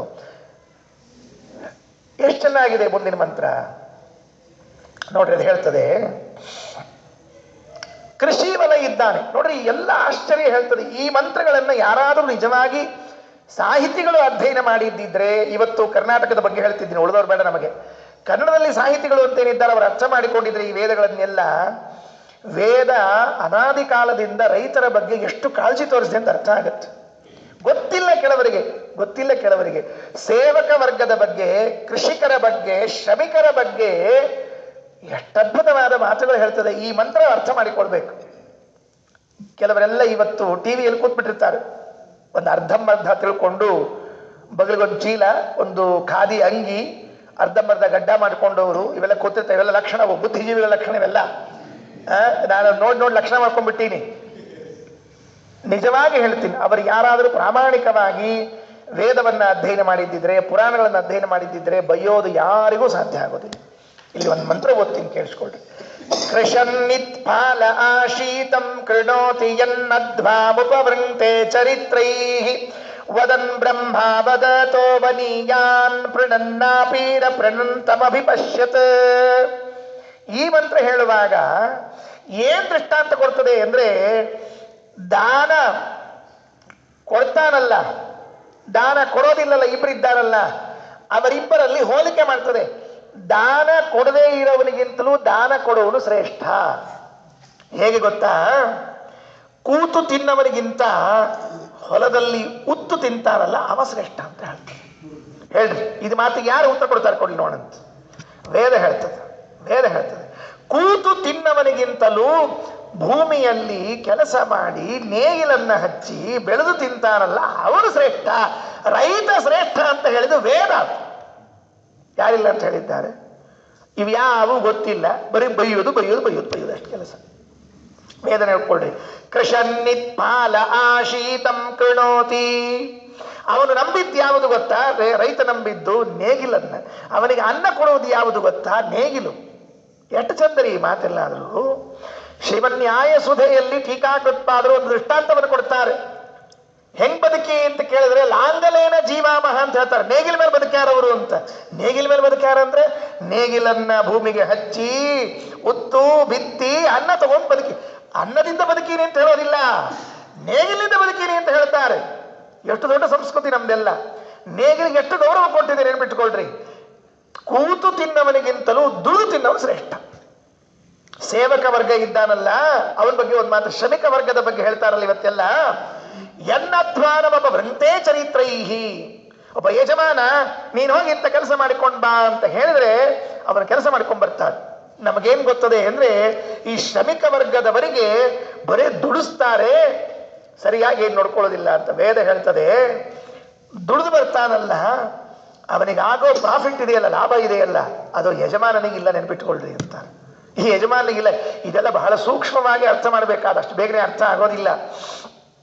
ಯಜಮಾನ ಮನೆಯಲ್ಲಿ ಕುಳಿತುಕೊಳ್ತಾನೆ, ಯಜಮಾನ ಮನೆಯಲ್ಲಿ ಕುಳಿತುಕೊಳ್ತಾನೆ. ಒಬ್ಬ ಸೇವಕನಿಗೆ ಹೇಳ್ತಾನೆ, ಹೋಗು ಅಲ್ಲಿ ಹೋಗಿ ಕೆಲಸ ಮಾಡ್ಕೊಂಡ್ ಬಾ ಅಂತ ತಿಳ್ಕೊಂಡು ಹೇಳಿ. ಸುಮ್ಮನೆ ತಮಾಷೆಗೆ ಹೇಳ್ತೀನಿ, ಇದನ್ನು ಪೂರ್ಣಾರ್ಥದಲ್ಲಿ ತಗೊಳ್ಬೇಡ್ರಿ, ನಾನು ಹೇಳಿದ್ದನ್ನ ಸುಮ್ಮನೆ ತಿಳ್ಕೊಳ್ರಿ ಅಂತ ಹೇಳಿ. ರಾಮಚಂದ್ರ, ಉದಾಹರಣೆ ಮಾತ್ರ, ಪೂರ್ಣವಾಗಿ ಅರ್ಥ ಮಾಡಿಕೊಳ್ಬೇಡ್ರಿ. ರಾಮಚಂದ್ರ ಹನುಮನಿಗೆ ಲಂಕೆಗೆ ಹೋಗ್ಬಾ ಅಂತ ಕಳಿಸಿದ ಅಲ್ವಾ? ನೋಡ್ರಿ, ರಾಮನಿಗೆ ಕೀರ್ತಿಯೋ ಅಲ್ಲ ಹನುಮನಿಗೆ ಕೀರ್ತಿ ಹೇಳಿ ನೋಡಂತೆ. ಹನುಮನಿಗೆ ಕೀರ್ತಿ. ಯಾಕೆ? ಸಮುದ್ರ ದಾಟಿದ, ಲಂಕೆ ಕಂಡ, ಸೀತೆಯನ್ನು ಕಂಡ, ಲಂಕಾ ಸುಟ್ಟು ಬಂದ, ರಾವಣನ ಮುಂದೆ ಶಬಾಷ್ ಅನ್ಸ್ಕೊಂಡು ಬಂದ. ಯಾರಿಗೆ ಕೀರ್ತಿಪ ಈಗ? ಹನುಮನಿಗೆ ಕೀರ್ತಿ. ಯದ್ಯಪಿ ರಾಮನೇ ಕಳಿಸಿದ್ದಾನೆ, ದೃಷ್ಟಾಂತ ಮಾತ್ರ ಹೇಳಿನಿ. ದೇವರು ವಾಯುದೇವರು ತಲೆ ಕೆಡಿಸ್ಕೊಳಕ್ ಹೋಗ್ಬೇಡ್ರಿ, ಉಲ್ಟಾ ಸುಲ್ಟ ಆಗಿತ್ತೆಲ್ಲ ಅದು. ಹಾಗಾದ್ರೆ ಯಜಮಾನನಿಗಿಂತಲೂ ಕೂಡ ಶ್ರಮಿಕ ವರ್ಗದವರಿಗೆ ಹೆಚ್ಚು ಕೀರ್ತಿ ಇದೆ ಅಂತ ಹೇಳಿದರು. ನೋಡ್ರಿ, ಸಿಂಪಲ್. ಹನುಮಂತ ಸಾಗರವನ್ನ ಜಿಗಿದದ್ದಕ್ಕಾಗಿ ಇವತ್ತಿಗೂ ಕೂಡ ಸಾಗರ ದಾಟಿದವರು ಯಾರು ಅಂದ್ರೆ ಹನುಮಂತ ಅಂತ ಹೊರತಾಗಿ ರಾಮ ಅನ್ನಂಗಿಲ್ಲ, ಅಂತ ರಾಮ ಅಂತಾನೆ ಇಲ್ಲ. ಲಂಕಾ ಖಾರದವರು ಯಾರು? ರಾಮಚಂದ್ರ ಅಲ್ರಿ, ರಾಮ ಭಟ. ಅಂದಮೇಲೆ ಶ್ರಮಿಕ ವರ್ಗಕ್ಕೆ ಬಹಳ ಮಹತ್ವ ಇದೆ. ಹಾಗಾಗಿ ಯಜಮಾನನಿಗಿಂತಲೂ ಶ್ರಮಿಕರು, ಉಣ್ಣದೆ ತಿಂದು ಉಣ್ಣವನಿಗಿಂತಲೂ ದುಡಿದು ಉಣ್ಣವನು. ಮತ್ತೊಂದು ಹೇಳ್ತಾನೆ, ಜ್ಞಾನಿ ತಿಳಿದುಕೊಂಡವನು ಹೇಳದೆ ಕೂಡುವನಿಗಿಂತಲೂ ಹೇಳವನು ಶ್ರೇಷ್ಠ.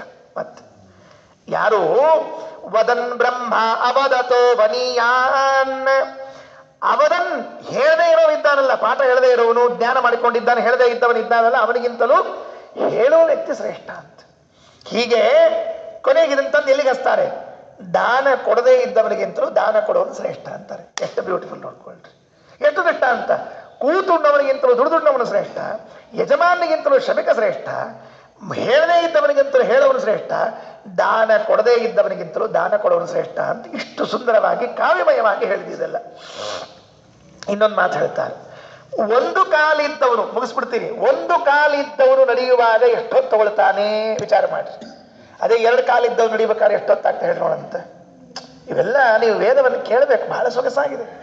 ಎರಡು ಕಾಲಿದ್ದವನು ನಡೆಯೋ ಸಮಯಕ್ಕಿಂತಲೂ ಹೆಚ್ಚು ಸಮಯ ಒಂದು ಕಾಲಿದ್ದವನು ನಡಿಲಿಕ್ಕೆ ತಗೋತಾನೆ. ಕುಂಟ ಇದ್ದಾನೆ ಅಂತ ಇಟ್ಕೊಳ್ರಿ, ಕುಂಟ ಅಲ್ಲಿಂದ ಇಲ್ಲಿಗೆ ಬರಲಿಕ್ಕೆ ಎಷ್ಟೊತ್ತು ತಗೊಳ್ತಾನೋ ಅದು ಎರಡು ಕಾಲಿದ್ದವನು ನಡೀಲಿಕ್ಕೆ ಬರುವ ಸಮಯಕ್ಕಿಂತಲೂ ಎರಡು ಪಟ್ಟಾಗಿರ್ತದೆ. ಅದು ಸಿಂಪಲ್. ಒಂದು ಅಕಸ್ಮಾತ್ ಹಿಂಗ ಅನ್ಕೊಳ್ರಿ, ದ್ವಿಚಕ್ರ ವಾಹನಕ್ಕಿಂತಲೂ ತ್ರಿಚಕ್ರ ವಾಹನ ಇತ್ತು ಅಂತ ಇಟ್ಕೊಳ್ರಿ, ಎಷ್ಟು ಕಂಫರ್ಟೇಬಲ್ ಇರ್ತದೆ. ಸ್ಕೂಟರ್ ಮೇಲೆ ಕೂತ್ ಹೋಗೋದು ಹೆಂಗೆ, ರಿಕ್ಷಾದಾಗ ಕೂತ್ಕೊಂಡು ಹೋಗೋದು ಹೆಂಗೆ ಹೇಳೋಣ ಅಂತ. ಸ್ಕೂಟರ್ ಮೇಲೆ ಕೂತ್ಕೊಂಡು ಹೋಗೋಕ್ಕಿಂತಲೂ ರಿಕ್ಷಾದಾಗ ಕೂತ್ಕೊಂಡು ಹೋಗೋದು ಹೆಚ್ಚು ಸೇಫರ್ ಸೈಡ್. ಅದೇ ತ್ರಿಚಕ್ರ ವಾಹನಕ್ಕಿಂತಲೂ ಚತುಶ್ಚಕ್ರ ವಾಹನ, 4 ವೀಲರ್ ಇದ್ರೆ ಎಷ್ಟು ಆಶ್ಚರ್ಯ. ಹೆಂಗೆ ತಂದಿದ್ದಾರೆ ನೋಡ್ರಿ ಅವರೆಲ್ಲ. ಒಂಟಿಗಾಲಿನಿಂದ ನಡೆಯುವವನಿಗಿಂತಲೂ ಎರಡು ಕಾಲಿದ್ದವನು ಹೆಚ್ಚು, ಎರಡು ಕಾಲಿದ್ದವನಿಗಿಂತಲೂ 3 ಕಾಲಿದ್ದವನು ಹೆಚ್ಚು, 3 ಕಾಲಿದ್ದವನಿಗಿಂತಲೂ 4 ಕಾಲಿದ್ದವನು ಹೆಚ್ಚು. ಹಾಗಾದ್ರೆ ಇದರ ಅರ್ಥ ಏನು? ನಿನಗೆ ಇದ್ದ ವಸ್ತುವಿನಲ್ಲಿ 1 ಭಾಗ ದಾನ ಮಾಡಿದ್ದೀಯಲ್ಲ, ಅದಕ್ಕಿಂತ 2 ಭಾಗ ದಾನ ಮಾಡೋದು ಶ್ರೇಷ್ಠ. 2 ಭಾಗ ದಾನ ಮಾಡೋರಿಗಿಂತಲೂ 3 ಭಾಗ ದಾನ ಮಾಡೋದು ಶ್ರೇಷ್ಠ. ಅದಕ್ಕಿಂತಲೂ 4 ಪಟ್ಟು ದಾನ ಮಾಡೋದು ಇನ್ನೂ ಹೆಚ್ಚು ದಾನ ಮಾಡ್ತಾನೆ. ಏನಿದೆಲ್ಲ ಈ ವೇದಗಳನ್ನು ಓದ್ತಾ ಇದ್ರೆ ಆಶ್ಚರ್ಯ ಆಗತ್ತೆ. ಕೊನೆಯ ಮಾತು ಮುಗಿತು, 9ನೇ ಮಂತ್ರ. 9 ಹೇಳ್ತೀನಿ ಅಂತ ಹೇಳಿದ್ದೆ, 9 ಹೇಳೇ ಕೈ ಬಿಡೋದು. 9 ಹೊಡೋದು ಅಡ್ಡಿ ಇಲ್ಲ, ಚಾರ ಬೇಕಾದಾಗಿ ಬಿಡಿ, 9 ಹೊಡೋದಿಲ್ಲ. ನಮ್ಮ ಟೈಮಿನಲ್ಲಿ ಇನ್ನೂ ಉಳ್ಕೊಂಡಿದ್ರಿ. ಕೊನೆ ಮಂತ್ರ ಏನು? ಈ ಮಂತ್ರ ಕೇಳಿಬಿಟ್ರೆ ನೀವೆಲ್ಲ ಆಶ್ಚರ್ಯ ಪಟ್ಬಿಡ್ತೀರಿ, ಚಪ್ಪರಿಸ್ಬಿಡ್ತೀರಿ. ಒಳ್ಳೆವು ಸಮೋಚಿದ್ಧಸ್ತೌ ನ ಸಮಂ ವಿವಿಷ್ಟಃ ಸಂಮಾತರ ಚಿನ್ನಂ ಸಮಂ ದುಘಾತೆ ಯಮಯೋಶ್ಚಿನ್ನ ಸಮ ವೀರ್ಯಾಣಿ ಜ್ಞಾನಿ ಚಿತ್ಸಂತೌ ನ ಸಮಂ ಪ್ರಣೀತಃ. 2 ಕೈ ಫಸ್ಟ್ ಹೇಳ್ತಾರೆ. 2 ಕೈ ದೇವರು ಸೃಷ್ಟಿ ಮಾಡುವಾಗ 2 ಕೈಗಳನ್ನು ಸೃಷ್ಟಿ ಮಾಡಿದ್ದಾನೆ ಸಮಾನವಾಗಿ, ಈಕ್ವಲ್. ನೆನಪಿಟ್ಟುಕೊಡ್ರಿ. ಮತ್ತೆ ಇಲ್ಲಿ 5 ಬೆರಳು, ಇಲ್ಲಿ 3 ಬೆರಳು ಕೊಟ್ಟಿಲ್ಲ. ಇಲ್ಲೂ 5 ಬೆರಳು ಕೊಟ್ಟಾನ, ಇಲ್ಲೂ 5 ಬೆರಳು ಕೊಟ್ಟಾನ. ಇದರೊಳಗೂ ರೇಖೆಗಳವ, ಇದರೊಳಗೂ ರೇಖೆಗಳವ, ಹೌದಿಲ್ಲ? ಅಗ್ದಿ ನಮ್ಮ ಭಾಷೆದಾಗ ಹೇಳ್ತೀನಿ, ಇದಕ್ಕೂ ಉಂಗ್ರ ಹಾಕೋಬಹುದು, ಇದಕ್ಕೂ ಉಂಗ್ರ ಹಾಕೋಬಹುದು. ಅಗ್ದಿ ನಮ್ಮ ಭಾಷೆದಾಗೂ ಅರ್ಥ ಆಗ್ತದೆ. 2 ಕೈಗಳನ್ನು ದೇವರು ಕೊಟ್ಟಿದ್ದ ಅಂತಾನೆ. ಆದರೆ ಒಂದು ಕೈ ಕೆಲಸ ಮಾಡುವಂತೆ ಇನ್ನೊಂದು ಕೈ ಕೆಲಸ ಮಾಡಲ್ಲ. ಬಲಗೈ ಮಾಡುವ ಕೆಲಸದಂತೆ ಎಡಗೈಗೆ ಮಾಡ್ಲಿಕ್ಕೆ ಆಗೋದಿಲ್ಲ. ಆಗ್ತದ ನೋಡ್ರಿ, ನೋಡಂತೆ. ಬಲಗೈಯಲ್ಲಿ ಬರೀತಿರ್ತೀರಿ, ಎಡಗೈಯಲ್ಲಿ ಬರೀ ನೋಡಂತೆ. ಆಚಾರ ಪ್ರಾಕ್ಟೀಸ್ ಮಾಡಲ್ಲ, ಮಾಡು, 50 ವರ್ಷ ಕೂತ್ಕೊಂಡು ಪ್ರಾಕ್ಟೀಸ್ ಮಾಡಿ ನೋಡಂತೆ. ಅಲ್ಲವೇ ಅಲ್ಲ. ಬಲಗೈಯಿಂದ ಆಗುವ ಕೆಲಸ ಎಡಗೈಯಿಂದ ಮಾಡಿದ್ರೆ ಆಗೋದಿಲ್ಲ. ಯಾರಿಗಾದ್ರೂ ಏನಾದರೂ ಕೊಡಬೇಕಾಗಿದ್ರೆ ಬಲಗೈಯಿಂದ ಕೊಡ್ತೀರಿ ಹೇಳ್ತಾ ಎಡಗೈ ಆಚಾರ ದೇವ್ರ ಎಡಗೈನ ಕೊಟ್ಟಾಡ್ರಪ್ಪ ಅದರಿಂದ ಕೊಡ್ತೀವಿ, ಕೊಡು ಬೈಸ್ಕೊಂಡ್ ಬರ್ತೀವಿ ಹೋಗಿ ಅಷ್ಟೇ, ಇನ್ನೇನು ಮಾಡ್ತೀವಿ? ಇಲ್ಲ. ಸಮೋಚಿದ್ಧಸ್ತೌ ನ ಸಮಂ ವಿವಿಷ್ಟ, ಸಮಾನವಾದ ಕೈಗಳಿದ್ರೂ ಕೂಡ ಸಮಾನ ಕೆಲಸಗಳಿಲ್ಲ. ಒಂದು. ಎರಡು ಆಕಳ ಒಂದ ಥರ ಅವತ್ತು ಇಟ್ಕೊಳ್ರಿ, ಒಮ್ಮೆ ಹುಟ್ಟ್ಯಾವ ಒಂದ ಥರ ಅವ, ಹಾಲು ಮಾತ್ರ ಒಂದೇ ರೀತಿ ಕೊಡೋದಿಲ್ಲ. ಏನಪ್ಪಂದ್ರೆ ಇದೆಲ್ಲ ವೇದ ಹೇಳೋದು. ಸಮ್ಮತರ ಚಿನ್ನ ಸಮಂದುಹತೆ, ಸಮಂದುಹತೆ ಸರಿಯಾದ ಹಾಲು ಕರೆಯೋದಿಲ್ಲ. ಒಂದೇ ರೀತಿ ಗೊಬ್ಬರ ಇದನ್ನ ಮೇವು ಹಾಕಿದ್ದೀರಿ, ಮೇಯಿಸ್ಕೊಂಡು ಬಂದಿದ್ದೀರಿ, ಅದಕ್ಕೂ ಸ್ನಾನ ಇದಕ್ಕೂ ಸ್ನಾನ ಅದಕ್ಕೂ ಎಲ್ಲ ಮಾಡಿಸಿದ್ದೀರಿ. ಹಾಲು ಕರೆಯುವಾಗ ಮಾತ್ರ ಒಂದು ಆಕಳು 4 ಲೀಟ್ರು, ಒಂದು ಆಕಳು 1 ಲೀಟ್ರು. 2 ಕೈಗಳಿವೆ ಸಮ ಇಲ್ಲ, 2 ಆಕಳಿದೆ ಸಮ ಇಲ್ಲ. ಯಮಯೋಶ್ಚಿನ್ನ ಸಮಾವೀರ್ಯಾಣಿ. ಅವಳಿ ಮಕ್ಕಳು ಹೋಗಿ ಬಿಡ್ರಿ, ಉಳಿದು ಬಿಟ್ಬಿಡ್ರಿ, ವೇದ ಅಂತದೆ. ಅವಳಿ ಮಕ್ಕಳು ಹುಟ್ಟಿರ್ತಾರೆ, ಟ್ವಿನ್ಸ್ ಅಂತಾರೆ ನೋಡ್ರಿ. ಕನ್ನಡದಾಗ ಅವಳಿ ಜವಳಿ ಅಂತ ಇರ್ತಿರ್ತಾರೆ. ಜವಳಿ ಇಲ್ಲ ಇಲ್ರಿ, ಅವಳಿ ಅಷ್ಟ ಸುಮ್ಮನೆ ಜವಳಿ ಅಂತ. ಯಾವ ಜವಳಿ ಅದು? ಸುಳ್ಳು ಅಷ್ಟ ಅವಳಿ ಜವಳಿ, ಭಾಂಡಿ ಗಿಂಡಿ, ತಂಬಗಿ ಗಿಂಬಗಿ, ವಾಟ್ಕ ಗೀಟ್ಕ, ಯಾವ್ಯಾವ ಸೇರ್ಕೊಂಡು ಎಂತ ಶಬ್ದಗಳ್ರಿ ಎಲ್ಲಾದ್ರು. ನಾವು ಪ್ರಶ್ನೆ ಕೇಳ್ತೀನಿ, ವಾಟಕ ಅಂದ್ರೆ ಅರ್ಥ ಆಯ್ತು, ಗೀಟಕ ಅಂದ್ರೆ ಏನು ಅರ್ಥ? ತಂಬಗಿ ಬರೋಬರಿ, ಗಿಂಬಗಿ ಏನು? ನಂಗೆ ಯಾರೋ ಒಂದ್ಸಲ ಕೇಳ್ಬಿಟ್ರು ಅವಸರದಾಗ, ಅಂದ್ಬಿಟ್ಟು ನಾವು ಇಂಥವೇರಿ ಬರೀ ನಮ್ಮ ಅಂದ್ಬಿಟ್ಟು ಅವಸರದಾಗ. ನಾ ಅಂದೆ ತಮ್ಗಿ ಗಿಂಬಿಗೆ ಇದ್ರೆ ಕೊಡ್ರಿ. ಅಚ್ಚಾರ ತಮ್ಗಿ ಕೊಡ್ತೀವಿ, ಗಿಂಬಿಗೆ ಅಂದ್ರೆ ಏನ್ರಿ ಅಚ್ಚ? ನಾ ಬಿಡಪ್ಪನ ಹೇಳೇ ಬಿಟ್ಟು ನಾನು, ಏನು ನಮ್ಮನೆಯಿಂದ ತಂದಿದ್ರೆ ತಂಬಿಗೆ, ನಿಮ್ಮನೆಯಿಂದ ಬಂದ್ರೆ ಗಿಂಬಿಗೆ. ವಾಟಗ ಗೀಟಗ ಅಂದ್ರೆ ಏನ್ರಿ ಆಚಾರ ಅಂದ್ರೆ ಮತ್ತೆ ಬಿಡ್ಲಿಲ್ಲ ಅವ್ರು. ವಾಟಗ ಅಂದ್ರೆ ಇಟ್ರೆ ನೀರು ಹಾಕಿದ್ರೆ ನಿಲ್ತದಲ್ಲ, ಅದು ವಾಟಗ. ನೀರು ಹಾಕಿದಾಗ ಕುಂಟಿ ಉಳ್ತದಲ್ಲ, ಅದು ಗೀಟಗ. ಜವಳಿ ಪವಳಿ ಶಬ್ದ ಇಲ್ಲ, ಅವಳಿ ಅಷ್ಟೇ. ಪ್ರಿನ್ಸ್ ಅವಳಿ ಮಕ್ಕಳು ಹುಟ್ಟಿರ್ತಾರೆ ಅನ್ಬಿಟ್ಕೊಳ್ರಿ. ಒಬ್ಬನಿದ್ದಂತ ಇನ್ನೊಬ್ಬಿರೋದಿಲ್ಲ. ಒಂದೇ ತಾಯಿ ಹೊಟ್ಟೆಯಲ್ಲಿ 9 ತಿಂಗಳಿದ್ದು ಸರಿಯಾದ ಅನ್ನವನ್ನ ಆಹಾರವನ್ನು ಹಂಚಿಕೊಂಡು ಹುಟ್ಟಿದವರು ಕೂಡ ಒಬ್ಬನಿಗೆ ಬುದ್ಧಿಶಕ್ತಿ ಜಾಸ್ತಿ, ಇನ್ನೊಬ್ಬನಿಗೆ ಕಡಿಮೆ ಅಲ್ವಾ? ಹಾಗಿದ್ರೆ ದಾನ ಕೊಡೋರಿಬ್ರು ಕೂಡ ಸಮಾನರಾಗಿರ್ತಾರೆ ಅಂತ ಯಾಕೆ ಅನ್ಕೊಂಡಿದ್ದೀರಿ? ದಾನ ಕೊಡೋರಿಬ್ರು ಸಮಾನರಾಗಿರೋದಿಲ್ಲ. ಒಬ್ಬ ಒಂದು ರೀತಿಯಿಂದ ದಾನ ಕೊಡ್ತಾನೆ, ಇನ್ನೊಬ್ಬ ಇನ್ನೊಂದು ರೀತಿಯಿಂದ ದಾನ ಕೊಡ್ತಾನೆ. ಅಷ್ಟೇ ಅಲ್ಲ, ದಾನ ಕೊಡದೇ ಇದ್ದವನಿದ್ದಾನಲ್ಲ, ಈ ಮಂತ್ರದ ಇನ್ನೊಂದು ಅರ್ಥ, ದಾನ ಕೊಡದೇ ಇದ್ದವನಿದ್ದಾನಲ್ಲ ಅವನಿಗೆ ದಾನ ಕೊಡೋನು ಸಂಬಂಧಿಕ ಆಗಿರಬೇಕು ಅಂತ ಒಂದು ಮಾತು ಕೊನೆಗೆ. ಇದು ಕೊನೆ ಲಾಸ್ಟ್ ಬಟ್ ಭಾರಿ ಚಂದದ ಈ ಮಾತು. ಏನು ಕೊನೆ ಮಾತು ಕೇಳಿಸ್ಕೊಳ್ರಿ. ದಾನ ಕೊಡದೇ ಇದ್ದವನಿಗೆ ದಾನ ಕೊಡೋನು ಸಂಬಂಧಿಕನಾಗಿರ್ಬೇಕು ಅಂತ ಹೇಳ್ತಾರೆ. ಯಾಕೆ? ಅವನ್ ನೋಡಿ ಆದ್ರೂ ಇವ ಕೊಡ್ಲಿ ಅಂತ, ಅವನ್ ನೋಡಿ ಆದ್ರೂ ಇವ ಕೊಡ್ಲಿ ಅಂತ. ದಾನ ಕೊಡದೇ ಇದ್ದವನು ದಾನ ಕೊಡೋವನ ಸಂಬಂಧಿಕನಾಗಿದ್ದ ಅಂದ್ರೆ ಇದನ್ನ ನಾನು ಬೇರೆ ರೀತಿ ಹೇಳ ಲಘು ಅರ್ಥ ಆಗ್ತದೆ, ಲಘು ಅರ್ಥ ಆಗ್ತದೆ. ಕ್ಲಬ್ಬಿಗೆ ಹೋಗೋ ಒಬ್ಬ ಸಂಬಂಧಿಕ ಇದ್ದ ಅಂತ ಇಟ್ಕೊಳ್ರಿ, ಇನ್ನೊಬ್ಬವ ಸೀದಾ ಕ್ಲಬ್ಬಿಗೆ ಹೋಗ್ತಾನ, ಅರ್ಥಿಲ್ಲ ಅರ್ಥಿಲ್ಲ. ಸಾಯಂಕಾಲ ಹೋಗ್ತಿರ್ತಾರಲ್ಲ, ಎಲ್ಲಿ ಅಂತ ಹೇಳೋದು ಬೇಡ, ಅವ ಬಂಧು ಆಗಿದ್ದ ಅಂತ ಇಟ್ಕೊಳ್ರಿ, ಇನ್ನೊಬ್ಬ ಅವನ ಜೊತೆಗೆ ಸೀದಾ ಹೋಗ್ತಾನ ಅಲ್ವಾ? ಹಾಗಿದ್ರೆ ದಾನ ಕೊಡೋನೊಬ್ಬ ಬಂಧು ಆಗಿದ್ದ ಅಂದ್ರೆ ಇವನು ದಾನ ಕೊಡ್ತಾನೆ. ಹೀಗೆ 9 ಮಂತ್ರಗಳಲ್ಲಿ ಸದ್ದದಾದದ ಸುಶಂಸನನಿಂದ ಕಾರಿಸೂಕ್ತ ಗತಮರ್ಥಮುಪೇತ್ಯ ಹೇಳಿದ ಆಚಾರ್ಯ. ಈ 9 ಶ್ಲೋಕದ ಈ ಮಂತ್ರಗಳ ಅರ್ಥವನ್ನು ಹೇಳಿದಾಗ ಅಲ್ಲಿದ್ದ ಪಂಡಿತ ಒಬ್ಬ ಕೆಣಕಿ ಬಿಟ್ಟ. ಶ್ಲೋಕ ಓದಿ ನಿಲ್ಲಿಸ್ತೇನೆ, 14ನೇ ಶ್ಲೋಕ. ಏನ್ ಕೆಣಕಿದ? ಅಲ್ಲೊಂದು ಮಂತ್ರ ಬರ್ತದೆ, ಅದರಲ್ಲಿ ಪ್ರಣೀಯಾತ್ ಅಂತ ಶಬ್ದ, ಏನ್ ವರ್ಡ್ ಇದೆ? ಪ್ರಣೀಯಾತ್. ಇದರದ ಮೂಲ ರೂಟ್ ಏನು, ಧಾತು ಏನು ಅಂತ ಪ್ರಶ್ನೆ ಬರುತ್ತೆ. ಅದನ್ನ ನಾಳೆ ನೋಡುವಂತೆ. ತಂ ಸ್ಫುಟಂ ಪ್ರಕಥಯನ್ ಸ ಪ್ರಣೀಯ ಶಬ್ದ ಮೂಲ ಮವದತ್ ಪ್ರಣದಾತುಂ ತಂ ಜಿಗೀಷು ಮಥ ವಿಪ್ರಮದ ಪ್ರೀಂ ಧಾತುಮೇಷ ನಿಗದಂತಮುವಾಚ. ಶ್ರೀಕೃಷ್ಣಾರ್ಪಣಮಸ್ತು.